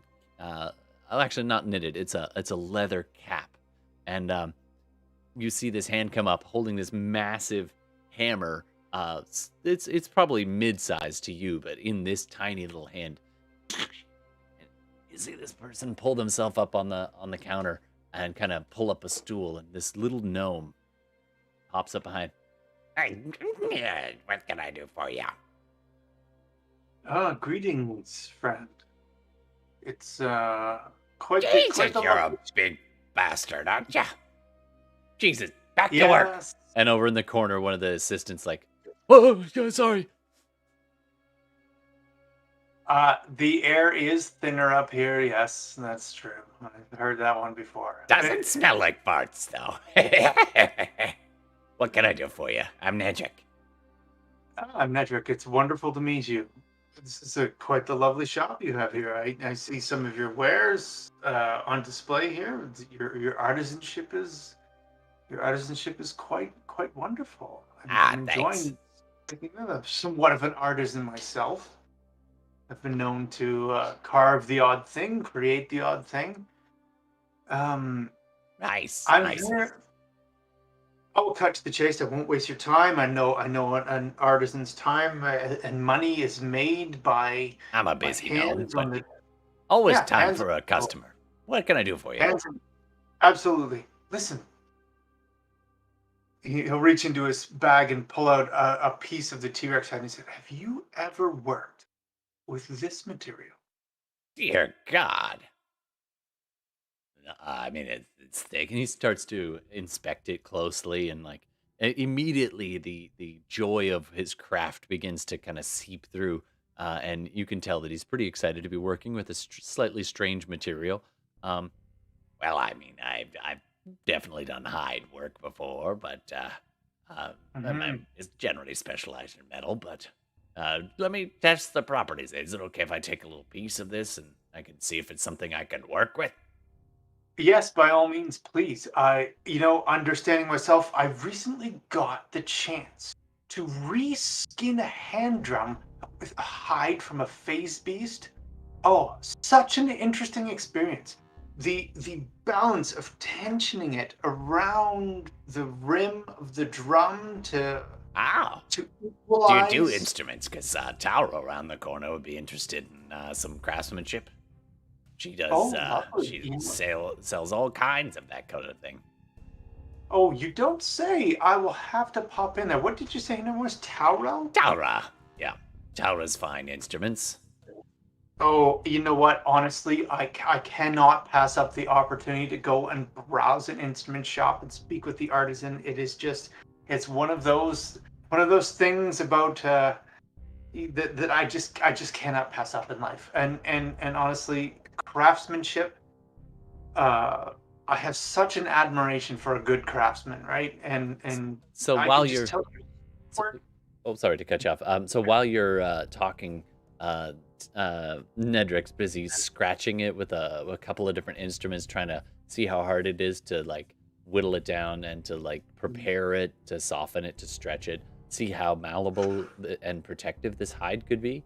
And it seems to be giving a nod as they're listening and hearing what you're saying, and but simultaneously busy doing their craft. And this is pretty good. I could probably work with this if you want. Well, I mean, what do you have in mind? I am the canvas. I would simply invite you, the artisan, to take your time and have a look at my body. Here's the material. Here's the body. You do what you are inspired to do. I think it is always the best thing to put the design work in the hands of the artisan rather than tell him or her what they need to do. Sure thing. That sounds great. Now we'd have to pay half up front for. I'm assuming you want a suit of armor. Do you want a cloak? What is it you want out of this? But I guess as a player, it depends on how much material I have, right? I mean, a T-Rex is not a small being, so Yeah. I forget what your survival roll on skinning this thing was. But just retcon it. Do a survival roll to see how well it was harvested, and that'll tell you how much material you have. I recall it being pretty good. I mean, I'll say you can have advantage because somebody was probably helping you. Isolde, maybe. I don't know. Yeah. Oh, by the way, back on the island, you did, if you want, there was that dryad that was pretty damn friendly with you. So I'm just saying that might be part of your backstory. Oh, I'm not sure how that would connect, but it's a natural 19. Nice. plus Oh yeah. survival So you have before. enough to do armor, bracers, the whole kit and caboodle, and a good pair of boots to boot, as it were. So, Yeah. So I feel like, and he's got a bit of coin, partly from theft, partly from earning things. yeah, and you got a bit of treasure from the dragons. Yeah, so there's that too. So yeah, I mean, commission the whole kit and caboodle, right? You Nice. know, All right. So I'm gonna say this is going to. All right, I think this will probably. I mean, I'm assuming you want me to put in my time with this, so here, let me get you measured up and we'll chat. Hey, Jesus, and Craig, get over here. We got a customer. All right. So they come over and they start like measuring you and like doing the cup and measure, the whole deal. And you and so that you're there for a while you're chatting, and Nedric's pretty chatty and is saying this material is pretty solid. They can make what is the game equivalent of a leather or studded leather if you want to add in the metal components, because they can do that too. +1. I don't know if that's better or worse than what you've got. If you want any, this is more like a mastercraft. It's not enchanted per se. It's a mastercraft level armor. I don't remember what T-Rex AC is. Let me see. I don't know. I'll have to look it up. But a studded leather +1 would be, I think, better than what he's got. Because what is technically he wearing right now? Technically, he's wearing just leather armor. Yeah, so studded leather +1 would be a pretty big upgrade.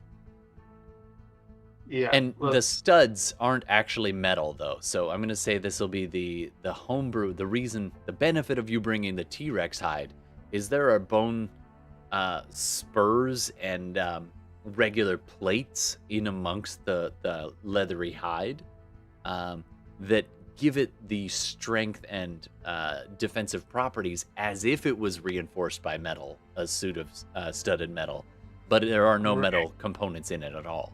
So like a heat metal spell would have nothing to grab onto, even though it's studded leather, except maybe the buckles. Druid's dream armor. Kinda, yeah. Druid's dream armor. You can call it that if you want to. Thank you. We'll look that up. I mean, you know a druid back on the island. You could have known her pretty well. She seemed pretty into you. But now, anyway, so you get this armor. All right, so that's regular price is probably gonna run you about 60, but we're gonna take our time with this. And the materials carry the. I'll give this to you for 100 gold now, 100 on completion. My friend, done. And you know what? Let's make it 150 now, 100 on completion, just because I appreciate what it's like to be an artisan. Take your time, you fit it well, tip up front. You're my man. Absolutely. It was a real pleasure to do business with you, and we'll get this done as fast as we can. Hey, get Paul in here, too. So they put an extra couple people on it, and they're really working away on it. It should be ready in... It should be ready in, like, I don't know, let's say, do you need a rush? I can get it to you within about 3 days, maybe 4. 3 days will be great. I'll come back. I mean, will the come first back. 2 is just tanning it out, making sure it's gonna hold up. Reinforce it with I'll some come other back in stuff. 3 days. We'll do a test fit. Yeah, and I'll go visit your friend in the meantime. I appreciate the little heads up about Yeah, that. you go down and talk to Big Dick. He runs the inn down there, Bushy Beard's Tavern, but everybody just calls it Big Dick's Halfway In. That is sounds like the place for me. I mean, unless you want to go to the other place. There's another place in town. Oh, what's that place called?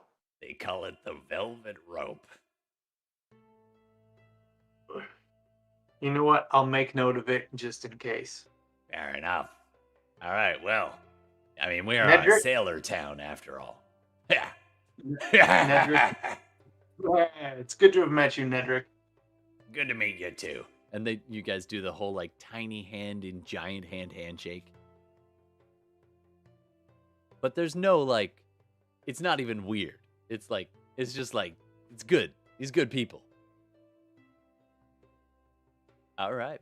And then you go off, you gather your friends, and you go down to what you hope in this flashback will be a nice, peaceful, uneventful time at the inn. Yes, of course. All right. That's it. I guess if we still have viewers, we might go and raid something else if you want to stick around for a few minutes. And I guess that's it for us tonight. Thanks very much. And we'll be back next week. Cheers. Thanks for spending some time with us.